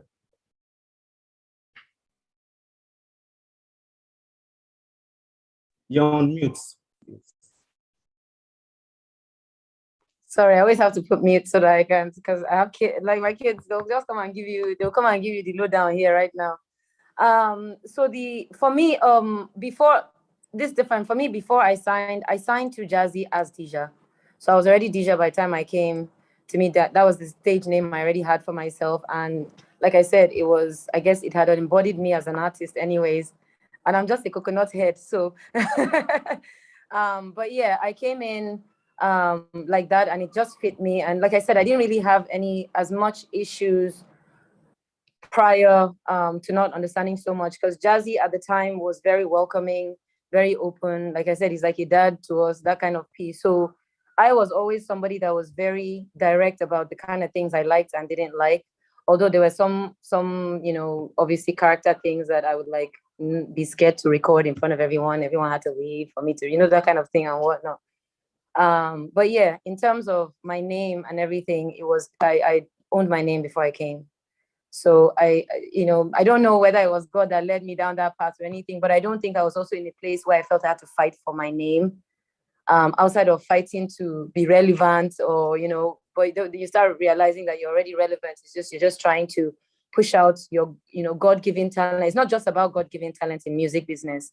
Everybody is really talented, to be very honest with you. Everyone has one talent or the other that if put on an amazing platform will shine. Given that you're the person that signed you really actually cares about you as an artist and a performer and development in terms of not disgracing their label, that kind of thing. But in terms of name, like I said, I didn't even know how important that was when I signed, to be very honest with you. And I don't think at the time Jazzy was trying to do anything other than develop an artist. It's now maybe with certain different partnerships, certain different, now like a lot of really said in terms of YouTube copyright, at the time when we were doing the whole, pushing the Dija Nation, when a lot of people were getting, signing on to follow me, I felt like that was around the beginning of a lot of streaming things, or around that time it had kind of started. So you can't really compare it to things prior to that, the way it was going, everything is in levels. So it's not like, the old artists were not doing it. In fact, they were killing it without even all these extra things that we're doing. We were even going online, we have all this. But I didn't realize how important the ownership of a lot of things was along the way. Like I said, I've always been that person who was like, I want to eat with my family. I want to divide everything. Even if you did everything, no worry. Now we day here. We don't sleep for inside so lyric. We don't day here. We don't. Do you get all those things? But you don't realize that almost some people day inside there where they set leg. Music. I don't know. As amazing as music is, it brings out sometimes the worst and the best in different people. I don't know whether it's the spirit that follows you or what. Money itself is the spirit, but these were the things that along the way, people had to admit me, Dija, you can't be too sentimental. Dija, every time you're forming family, every time it's affecting your work, it's affecting what you're going to bring back to the label in general too as well. It's not just once you get signed, as much as there's a lot that comes with that too as well. So, there were things that I would be doing that might be detrimental to not only me, but to the label as well, because you're devaluing yourself thinking that it's by collaboration, it's by this, it's by that. So along the way, I got slapped a couple of times, with sense, to learn. But I think you have to fail at certain things for you to pick up and cuckoo understand that, everything is because when you look at how traders work or business or even farmers or anything, it's really not about, oh, you're begging or you're looking for, you came, God brought you to meet somebody that was able to help turn what you have into something more. And the idea is, how do you, I guess the monetizing, but when you meet like, straight up real artists and sometimes you need guides and everything to help you monetize what you're really doing. It's not because you don't want the money. It's not because, it's just that, like I always tell people, I'm like, for me, I guess there are certain principles. I won't kill another person to take the money. Do you get? So if not there, you won't reach. Maybe this is my loss at this point, but I am working my hardest to make sure I do protect intellectual property. I'm learning more. The copyright, like he said, to be very honest with you, at one point in time, I actually purposely tried to remove something so that it just at least let it get out there.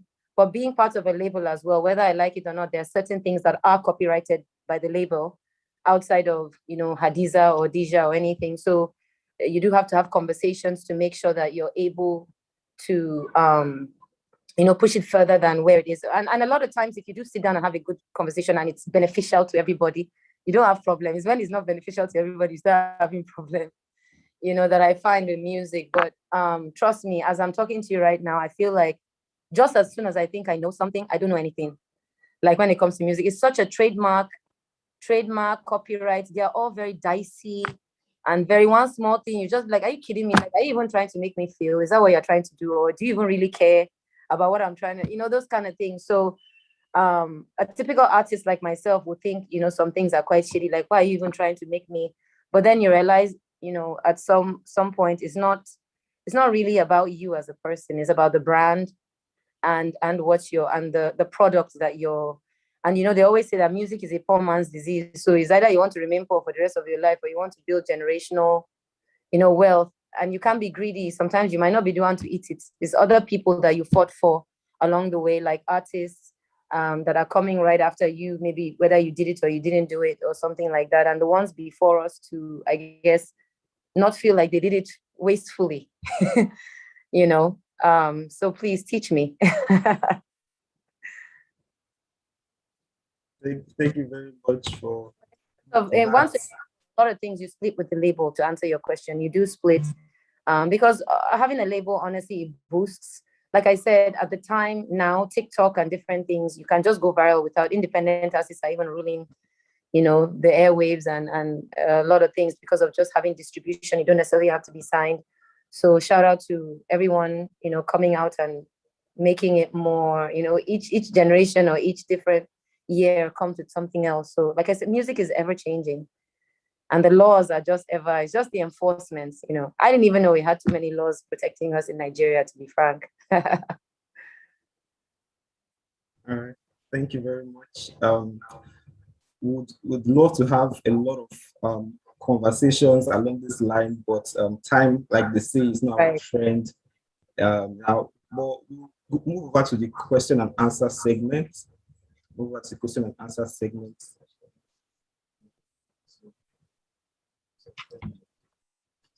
So okay, now I think because of time, we'll be taking the question and answer segment at the end of the whole session. We'll be trusting that you would do very well to hold on and perhaps get your input on that also. We are on our various social media platforms too, so the conversation can continue on our various social media platforms. Thank you very much. At this point, I would introduce the next session. I will be calling on my colleague to come and take over from me.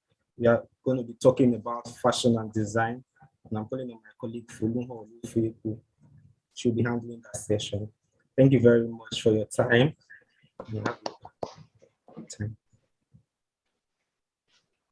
Thank you very much, Emmanuel. And good afternoon, everyone, and welcome to the final session. To start off this session, we're going to have a short video to premise the conversation. Thank you.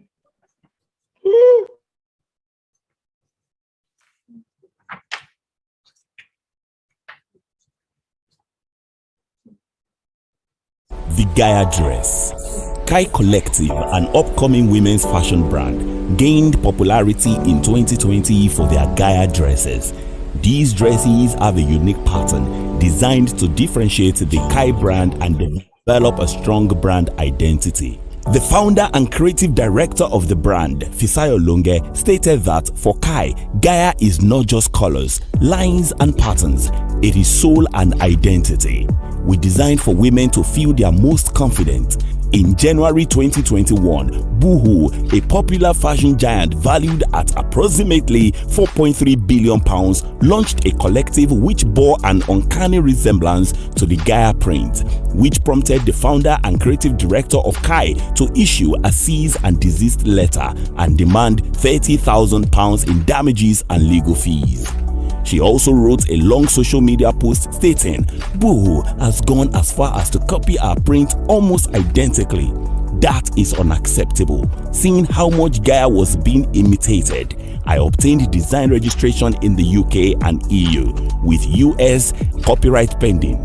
They will not profit illegally off of our intellectual property and most certainly not with a print that we have legally protected. The social media post has been taken down and the parties are now engaged in legal discussions with hopes of finding a mutually acceptable resolution. Design or not, an industrial design, that is, a new pattern reproduced by industrial process, is recognized and protected by the Patents and Designs Act of Nigeria.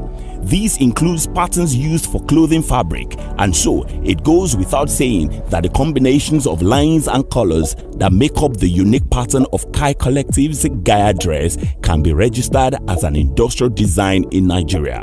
The effect of this registration is that Kai Collective has the right to preclude Boohoo from importing, selling, or reproducing design for commercial or industrial purposes. Passing off. Another possible action Kai Collection may have at their disposal is an action under unfair competition law. Apart from design infringement, Boohoo's use of Kai Collective pattern is likely to confuse consumers into thinking there is a link or collaboration between the two. It naturally raises a question of whether it falls under the legal elements for passing off or free riding on another's achievement. The common law principle of passing off protects the goodwill of unregistered marks. Passing off prevents another from presenting his goods in such a way as to deceive the members of the public that his products are affiliated with a popular brand of good in the same category. In establishing if there is passing off, the Trinity test adopted in Reckitt and Coleman Products versus Borden will be used to determine if the elements of passing off are present, and they are: goodwill attached to the goods must be established, misinterpretation by the claimant must be established such that the public affiliated the defendant's goods with that of the claimant. The claimant must demonstrate that he is likely to suffer loss as a result of the misinterpretation. Does Boohoo's use of a pattern similar to Kai Collective design infringe Kai Collective industrial design right? What protection is available to Kai Collective outside design infringement? Is Boohoo passing off their intellectual property?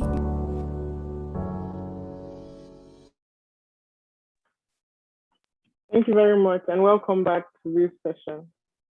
Joining me to discuss this case study, I have Mr. Seun Atitebi. Mr. Seun is a bespoke designer and a style connoisseur. He has a BA in philosophy from the University of Lagos, and he's the creative director and owner of the brand O by Oshun. It is a brand birthed with a vision to merge African and Western fashion, and the vision is love and nature. He believes that fashion is a universal love language, and he has designed for multiple influencers and comedians. Thank you, Mr. Seun. Yeah, good afternoon. Good afternoon, Mr. Seun. Thank you. And then we have Mr. Femi Adjose. Mr. Femi is a fashion stylist, a consultant, and a designer. He's the owner of the brand called Cute Thing, a brand aimed at telling the untold African narratives while merging the gap between luxury and affordability. Before establishing his brand, he has worked as a stylist for multiple fashion weeks in Lagos and a fashion editor for a fashion and lifestyle magazine. He also enrolled in a fashion academy in Kano. Thank you very much, Mr. Femi. Thank you for being here with us this afternoon. Thank you. So my first question, if you notice from the scenario, a multi-million-dollar company actually stole her design. So my first question is for you, Mr. Femi. If you were in her shoes, how would you react? How would you go about it? How would you feel? Good afternoon once again, and thank you for having me here. In honesty, it's going to be a very, very heartbreaking. It would have been a very heartbreaking experience for them because having invested so much in a design from the elementary level of putting ideas together, creating partners, up to the marketing, because that's even an aspect that takes a whole lot of money. You have to spend a lot of time trying to get it right to the right people, get people to know that product. Then one brand comes off one day and just kick it off and knock it off at a very cheap price or one ridiculous. It's a very, very heartbreaking experience, and it can be really annoying. And you want to go all the way to make sure that you get your justice for it. So it's not a good thing at all to get your product knocked off, because creatives spend a lot of time putting ideas together and creating products. Each product takes a whole lot of time to come up with. Exactly, and what you just said is the reason for this whole conversation. You said each product takes a lot of time. So backing up on that, Mr. Seun, please, have you actually considered any intellectual property protection for your brand, or is this something young designers don't consider, or they consider it later on? Yeah, thank you. Basically, intellectual property is not something most upcoming, like let me use upcoming, or probably entrepreneurs, fashion entrepreneurs consider, because in this part of the world, everybody believes ideas are like sky, are like the clouds. You can literally pick up from someone without getting penalized for it. Even while you were growing, as a fashion intern, there are times that you have to you're given assignments back then, and then you're told to recreate something a bigger designer had done.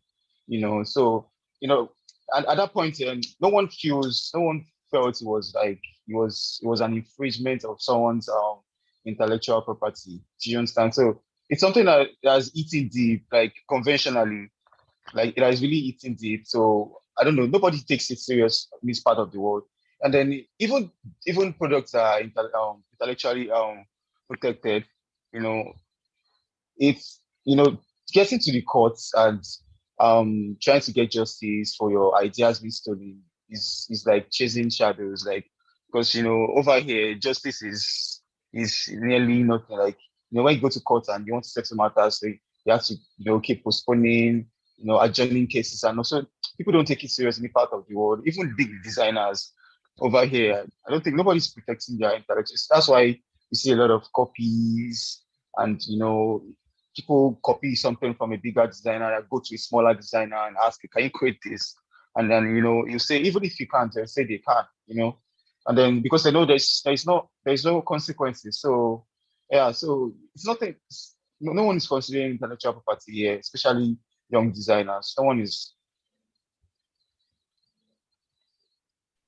That's actually one of the questions I was going to ask. If you think young designers don't consider it because of lack of knowledge, or is it the courts, or is it just that the market just seems too hard to penetrate, or everybody's stealing from everybody? According to me, there are two reasons, like, that I know personally. First, because people don't see it as important. Like, it's not important because why should I create the design and then protect it? Like, why should I create a design and, put money, go and waste money and spend money and, protect it because I don't want people to copy it. Meanwhile, at the end of the day, people will still copy it without your knowledge. And then secondly, I feel like it's the expense. Like people feel, people know, like, okay, the idea is that people know there is something called intellectual property protection. Do you understand? But then people don't see it's not important to people. Do you understand? Like, people don't see it as important, and then they feel like because they've not heard about it and they don't have knowledge of it, like of how it goes, right? They don't bother. They don't bother. There are instances where someone will copy your designs, but then because that person probably stays in rural area, maybe like someone from Iju or Mowe Bafu copied my style, and I'm here in Lekki. Do you understand? I can't concern myself with a young designer that I don't even know his name. Probably he has little social media presence, so it's not going to affect me in any way. So I don't see any reason why, even if my property is protected, how do I charge someone like that, to court and then for intellectual property thefts? Like, how do I charge someone knowing fully well that they can't afford to go to court with me? So it's like mere chasing shadows. It's a very serious conversation. How about if it was a bigger designer that stole your idea? I would like Mr. Femi to answer this because you said, so the smaller designer in Mowe stole your idea and you didn't see it. How about if a big designer stole it? Would you feel the same way? Would you want to have regrets then? Would you want to take legal action if it was a bigger designer that stole it as opposed to a small designer?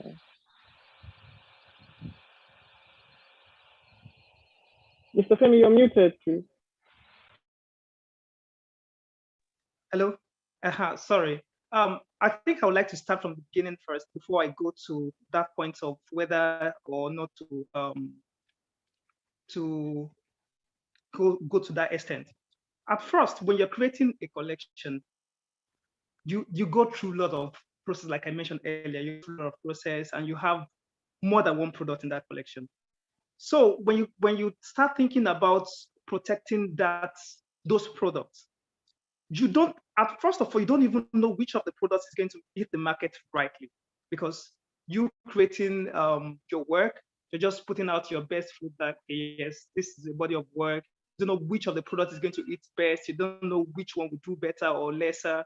So, and it is not possible for you to protect each of the products in that collection.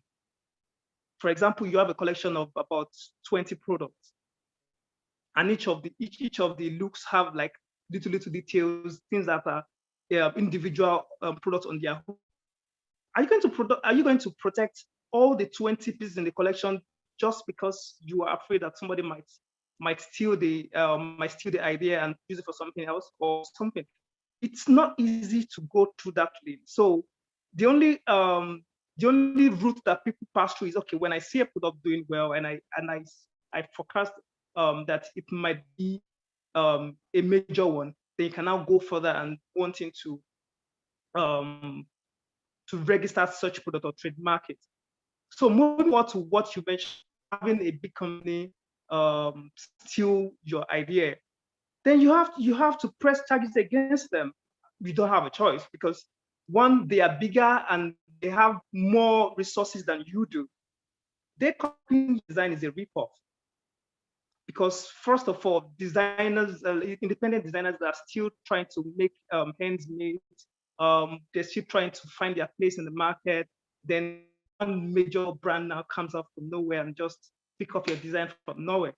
And most times when they do this, they buy a sample of that product.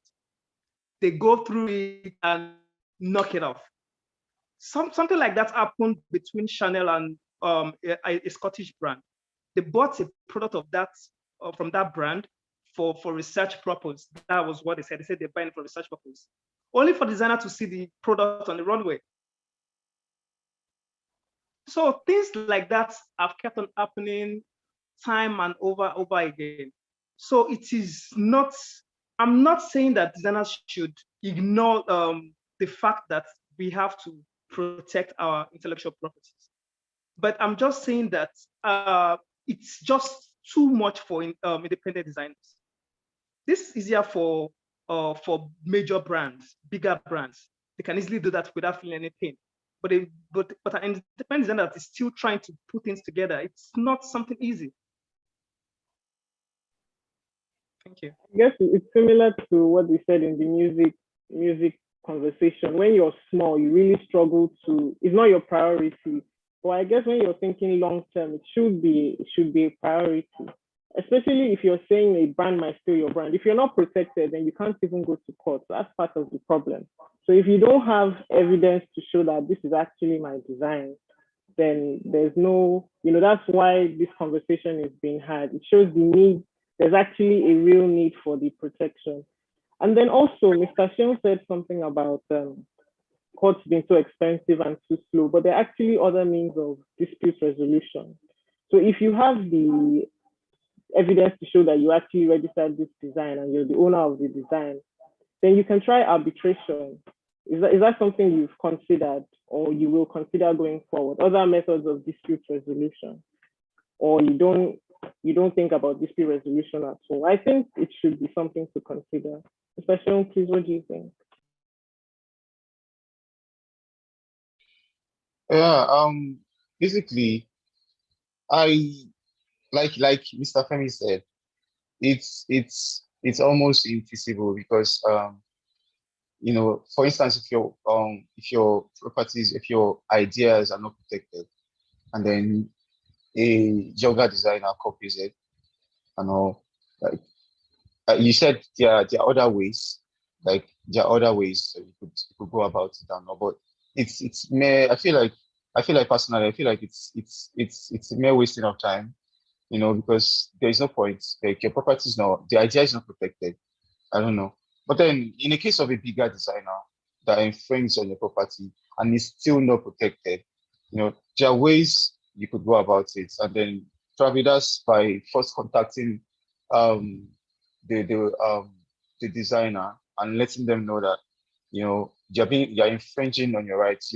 Basically they do not know you are not properly protected and all. And then I'm sure they don't want to be dragged. They don't want to be, involved in a controversial matter and all. But then, I feel like they feel like you will serve the right to your ideas. And then even if they are going to tap from the idea and all, I feel like you should be contacted. Even no matter how small the designer is, I feel like everyone should be contacted. Like, oh, hello, I need to take an idea from your designs. I hope you don't mind. Personally, if someone contacts me, a bigger designer contacts me that he wants to, it's a scene of joy for me. Like it's something, something good for me. Like a bigger designer sees, accommodates my idea and wants to copy from it, or probably wants us to collaborate on it. Because I believe that's the approach you're gonna come with. Like I would like to collaborate with you on this, your idea. I really love how the designs are and everything. And can you show us how you went about it and everything? So yeah, so I think that's just about it. So you said if a bigger designer contacts you, would you consider signing a non-disclosure agreement like we discussed in the earlier sessions? That's a very good way to protect yourself. Or it's not something you still consider? Yeah, definitely. Usually, I don't have discussions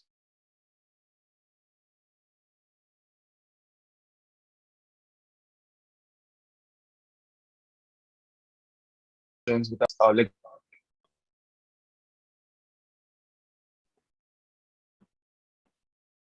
Sorry, we didn't hear what you said, please.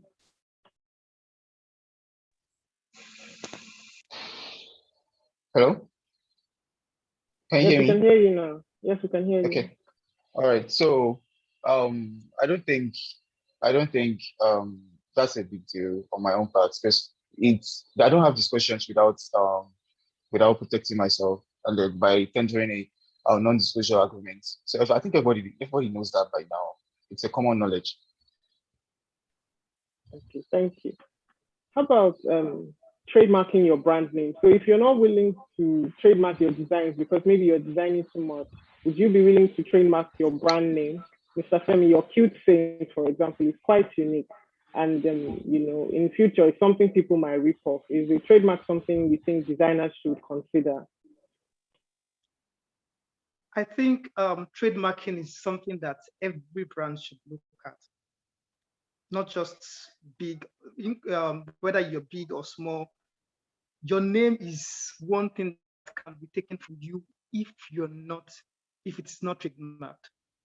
There's reference to this from a new release, a new Netflix series that went on recently, Outside, whereas he sold his company and his own name was taken from him, and he couldn't even use his name for anything because it was trademarked by the company it was sold to. So every brand needs to trademark their names.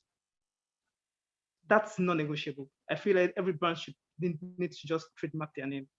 It's just the part of protecting the product that is a bit kind of, and it's also important, but we don't have a lot of choice. We don't have a lot of choice. Thank you very much. So from the scenario, she said she registered her design in America and in the EU, but you notice she didn't register it in Nigeria. Why do you think that is? Do you think it's because of the issues we've discussed, or she just was a lack of knowledge? If you were in her shoes, what would you do? I don't think she didn't register in Nigeria. She must have registered in Nigeria because she's even here. She's here too, so she would have registered here in Nigeria too. Probably it was not just emphasized in the release that she registered the product here too. I'm sure she must have registered here too. Thank you very much, Mr. Femi. Mr. Sean, please, are you still with us? Yes, I am. Yes, I am. Okay. So I would also like to ask, moving on, how do you think upcoming designers should collaborate, should move ahead? What advice do you have for younger designers in terms of intellectual property in the climate we have? Okay, so personally, I think, can you hear me? Can you hear me? I can hear you, sorry. All right. So personally, I feel younger designers, should take every part of intellectual protection serious, because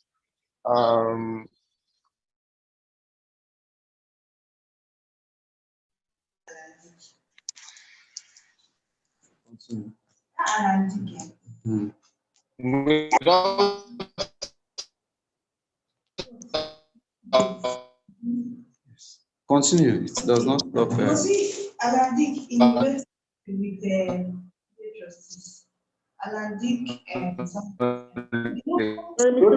can't really hear you.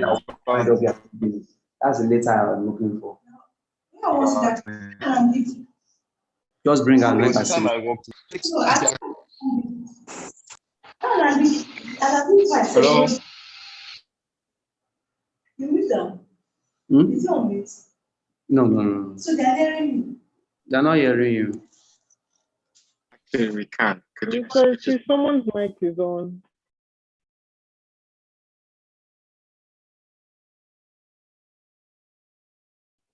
Hello, Mr. Shell. Hello? Yeah, I'm here. Shell, we can hear you. Yeah, I'm here. Okay, please could you repeat what you said? Yeah, so like I was saying, I said there was basically a time I was working with a big designer, like, and then we had to cop an idea. We had to cop ideas from a younger designer. Like it's not like this person is like not really that person is big, or not to the extent of the cop an idea at some point for our own collection. We have to cop and without the designer's knowledge. Do you understand? Things like that are really serious. Things like that are really serious. So without knowledge, there are instances where some ideas from you without your knowledge need to protect their ideas, basically. And then my ideas of my designs are not protected. There are even instances where a younger designer sends me a message on Instagram and shows me a copy of my designs that they made. Do you understand? So like, it's really, can you hear me? Hello? Hello, yes. So when the younger designer showed you a copy of their design that they made, did you express to them that this was theft of your intellectual property, or you? I didn't. At that point, I felt relieved, though I was disappointed that even the person had the guts to even send me a message, after copying my designs. But the fact that I was not protected, I didn't protect that particular design, so I had nothing to say. I just laughed over it, and then I was like, yeah, that's you. It was really nice. There was an instance when someone copied the design like a particular design by me, and then someone else sent me the design and told me that look at how they rubbished your work and all. So like I wasn't having it at that point. So then I've been thinking of copywriting my stuffs, but then I had no idea how to go about it. There was no one. I didn't feel there was any need to, because I was making money, and then even those that are copying, there are instances where people copy your stuff, but no one wants to work with someone who copied your stuff. They want to buy originally from you.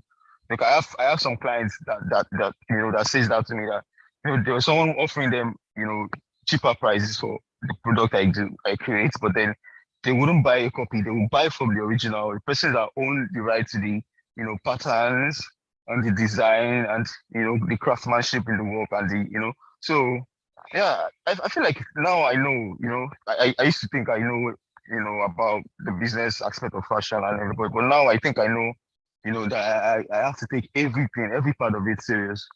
If things are getting really serious now, I create products for clients as far as Brazil, and then I don't protect. Imagine I don't protect products like that, and I send them out as far as that, places like that. So it's really dangerous. Like it's really, really dangerous. So I think now it's something. It's very important for everybody. Insofar that you want to go far in that field, in that particular field, not just fashion alone. In every creative industry. Insofar you want to go far in that field, I think it's really necessary. Thank you very much for sharing, Mr. Sheung.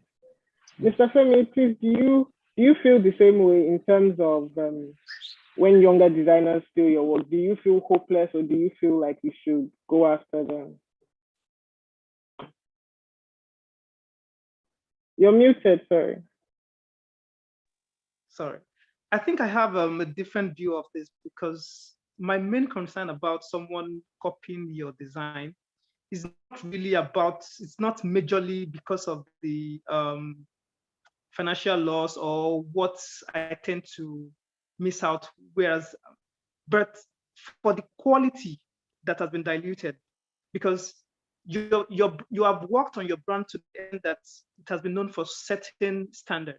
But when someone copies that product, you are 100% sure that they cannot give that same quality which you currently give. For example, a brand like mine that works with organic fabrics and all. If a brand wants to copy mine that didn't really know where I source my raw materials and all that, they'll just use any fabric they get. And that's like, and if it is sold to the market and someone else sees the product thinking it's actually from me, and that's like a dent to my image, because they will say, okay, this brand, they talk about sustainability and all that. How come they are doing this? Even see the quality, it's bad, without knowing that it's a copy. So that's even bad on the image of the brand.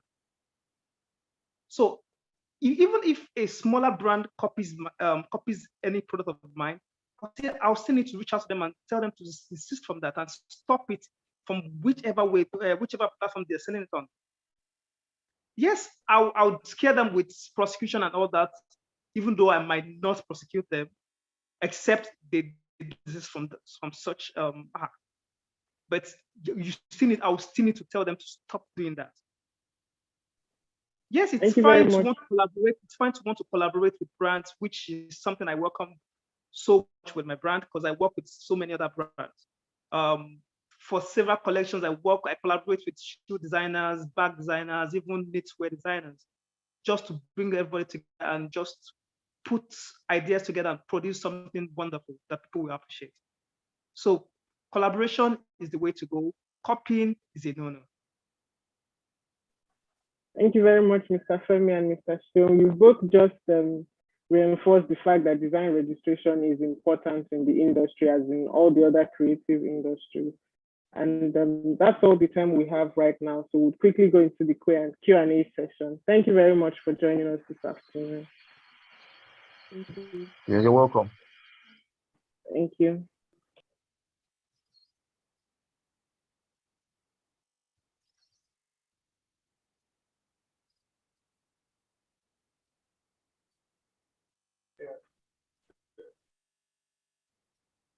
I'll now hand over to my colleague to round up.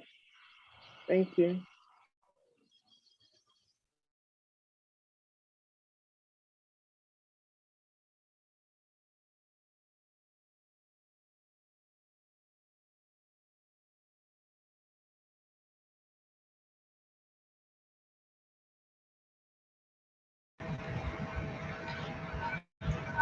Hello, everybody.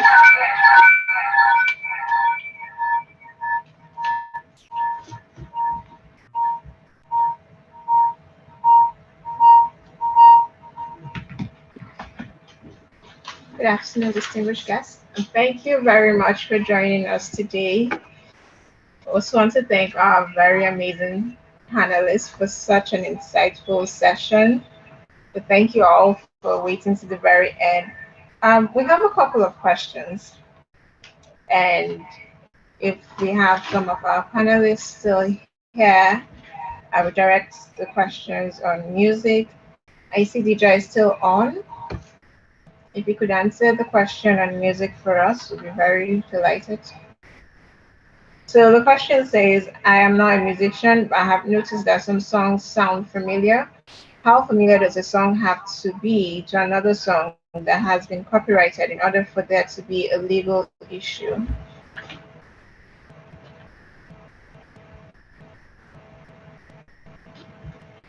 So, You're muted. Sorry about that. I said in terms of, I actually saw that question. In terms of that question, to be honest, I think that all depends on probably, in what manner the song even sounds like. Like there was a situation I saw with, Chapman and Nicki Minaj. I think it's actually sort of like the same melody. There's also with that is, I think it's very dicey, and it's really up to who is suing and who is charging, because there always has to be like a certain amount of chords or progression, and a lot of songs have very similar progressions, but honestly that's more even for someone that's more of a lawyer than even an artist within what it is that we're doing. I'm one of those people that I try to run away from sampling a lot, even though, there's only so much at some point because everything almost has been done. It's just, I guess, how you deliver it. But in terms of sounds, I really do believe it has to be very similar for it to get to a legal point. I don't really know in some of the smaller technicalities, but if you have, like, let's say, dun, dun, dun, dun, dun, dun, dun, those kind of chords and things like that are very obvious. And a label will definitely come at you for that. And then it's up to the courts. Sometimes too, if you have a really good lawyer, you can get away with some things. And if you don't, then, you pay up. But outside of that, I think it really has to almost sound very close to being identical before it becomes such a big deal. Because there are certain things that have similar progressions, but are not the same songs. So it's a very dicey area. Thank you. Yeah, I'm actually going to say pretty much the same thing as you. It is a bit of a legal question because the area is so novel in our our jurisprudence, we have very few situations where you can actually compare. But as everything legal, there's a structure to it. So the first thing is whether the person claiming to have been, the person who's claiming to own the song has been copied can actually show clearly and plainly that the song has in fact been copied. So you've alluded to most of the popular ways that people would seek to do that. So they would be doing that by comparing the musical arrangement. I've seen in some situations where musical arrangement is almost identical, but one is slowed down and one is sped up. So they may sound different, but in fact, when you actually put them at the same speed, they're actually the same arrangement. So it's a question of how you show that. Exactly. So it's a question of how you show that plainly to a judge, for instance, that this is my song, this is when I created it, and this is how much of it I can show you has been copied. So it is a technical issue, but yeah, exactly. Sometimes it's easier to see than others. And again, as you rightly point out, when you have experts on the case, you are more likely to be able to do this than when you are trying to do it yourself. I hope that answers the question. It's a bit of a technical area, but I mean, you have experts that actually do this day in, day out. Yeah, I hope that's answered that question. Thank you very much, Drew. Deidre, there's another question for you. Do you write songs for other artists in your label? If yes, who owns the rights to such songs?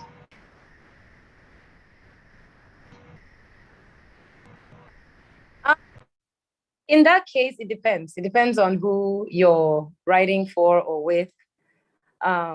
Also, depending on the relationship you have. That's why I said music sometimes can be very dicey. You do share melodies, you do write songs, you do write verses for other people if you can, if you want to. I enjoy, like I've always wanted to sort of at the end of the day, maybe like, have a continuously writing for different people. But in terms of song ownerships, like Lotto rightfully said in the beginning, what we do is you do split sheets. It's easy to do split sheets. It's fair. You get to see the percentages. A lot of times you want to give more percentage to the person that will be performing the song because they're doing a lot more in terms, that's depending on the agreement. If for some reason there's promo, there's what else has to come with the song being out there, But yeah, it all depends on I always split a lot of things. I like splitting because it keeps it fair. But a lot of different people have what their principles are when they're working or writing for somebody else or so it all depends. For me, that one I think is it all depends on personally how much percentages you're willing to let go and in what sense or how aggressive you're trying to be or what your main goal for writing for that person that day is. Are you want to be recognized as a songwriter? Are you helping your label mates to just get a melody out there? Sometimes you're like, it's depending on what they want to give me, if they appreciate what I did, that kind of stuff. Or is it, so I do is 25%, is 16%, or I'm giving you all this song and you just be the performer. So it's really not like a one set way. It depends on who I'm working with or what idea we're trying to get out of it. So, but in terms of writing, you always, if you have like your publishers, that's usually their job where, they'll fight the matter for you because some people, especially people like me, like I said, I get very sentimental. So in terms of business wise, I've become a bit more aggressive along the years than I was in the very beginning, which is not necessarily in a bad way, but in a way of to protect myself or to at least make some money because you'd now be looking like you're doing a hobby as opposed to a business, which is what happened to me a lot. And that's from my end, not even some people will say, no, take it. I'm like, no, this one is just promote me, tell other people all those kind of things. But along the way, when hunger catch you, now be remembering some things and some advice that you had along the way. But yeah, we've used split sheets in terms of that. So you all equally tend to own. It's like, think about something like Dorobuchi where we all had our verses. Jazzy was producer and was able to allow us to split the song, evenly across the board so that it was fair. So I tend to work from that end. Sometimes too is your godfather that you learn from. So I tend to work from that end. And then we all own the song together. Thank you very much. I have a question for Mr. Femi, if he's still available.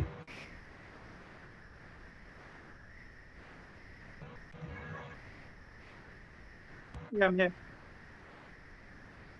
Okay, so someone says, as a fashion designer, would you advise it's worth protecting some, if not all, of our creations? After fashion school, I was putting a collection together. So what's your take? Protecting everything, protecting the most important pieces, or protecting none, since we have copycats out there? Okay, regarding that question, I think what the person was supposed to do is to have like a non-disclosure agreement with the person that was helping her while they were creating those pieces in the collection. But because they didn't have such things, that was what gave that person the guts to steal those ideas and use it for another brand. But my advice is, if you're having anything with someone else, it's best to have like a non-disclosure agreement or contract that guides your relationship with that person. So whatever you're doing with me stays between us. You can't use my ideas for something else. You can't do this, you can't do that. So that at the end of the day, the person knows that whatever they're doing for you on that project is just for you. Even if the person is bringing is adding ideas to what you already have on the ground, the person can't take it out of that scene to somewhere else, because it's meant for your project. And once it has gone out, then that's lost on your side. So it's advised that there is a sort of non-disclosure agreement and contract that guides your relationship before even having to trademark or protect such products that come out of the work of the collaboration. Thank you very much. Lotte Vance, I'd like to get your view on copyrighting music and copycats.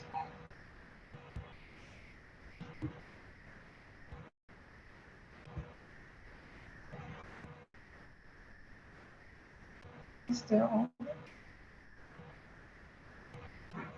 You're muted, please. Okay.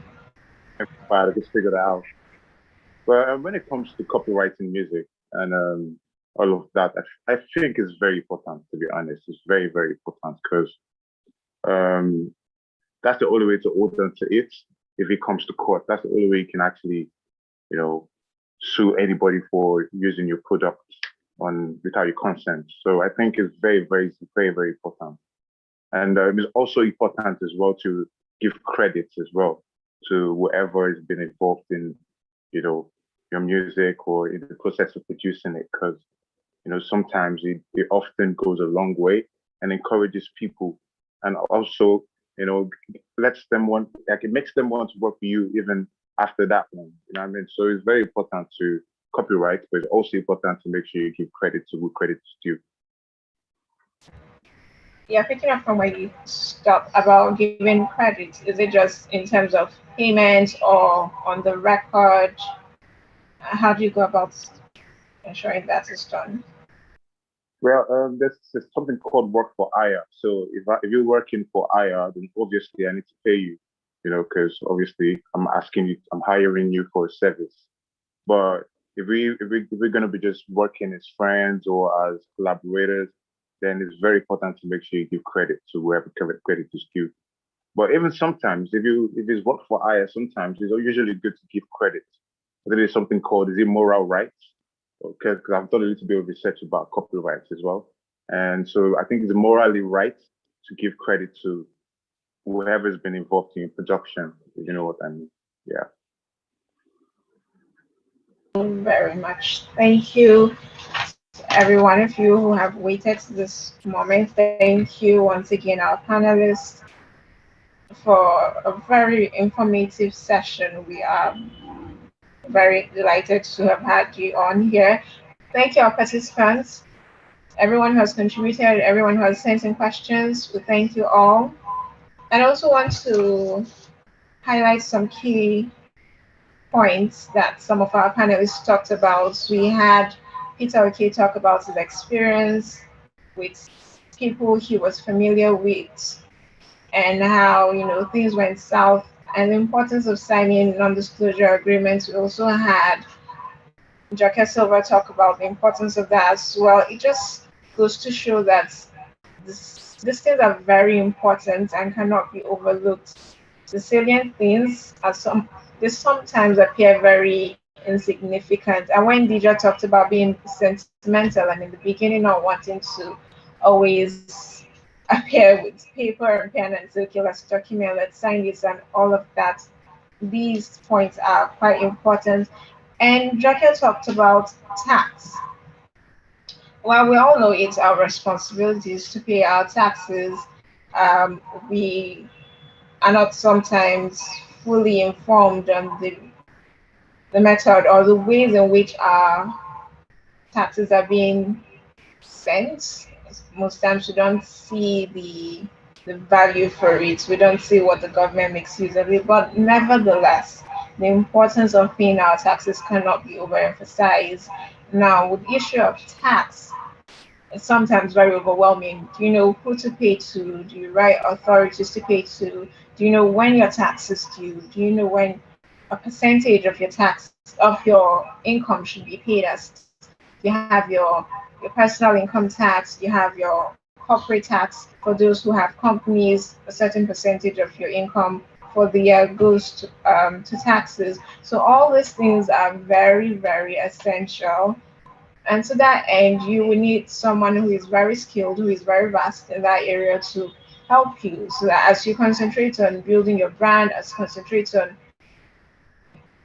your products, basically ensuring that, you know, you're going global, you ensure that you are not lagging in a particular area. Because at any point, they spring up and tell you, oh, you've been earning your taxes for a couple of years, couple of months, and next thing you know, your taxes are ranging into millions. So to avoid that, it is very advisable to employ the use of professionals who would advise you adequately both on your intellectual property rights, how to apply your intellectual property rights, ensure that your intellectual property is protected. Nobody wants to slave for hours, for months, years, and one day just find out that they're being ripped off of the intellectual property. So as far as your intellectual property is also protected, ensure that you are not erring on one side of the law by not paying your taxes. And once again, thank you all for coming. If you have further questions, please do leave them. For further information, our contact details will be displayed on the screen. We have our Instagram page. You can always send us DM. We have our emails. We are very prompt in responding to your mails. Thank you once again for coming.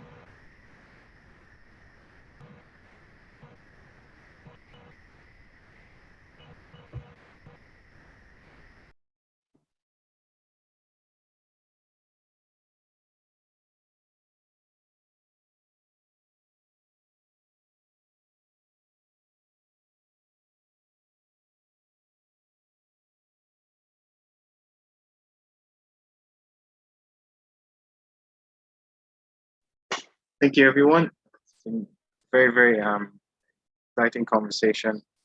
This brings us to the end of our webinar today. Please follow us on our social media handles, where we'll continue the conversation about protecting your intellectual property. From all of us here at Norfolk Partners, thank you very much.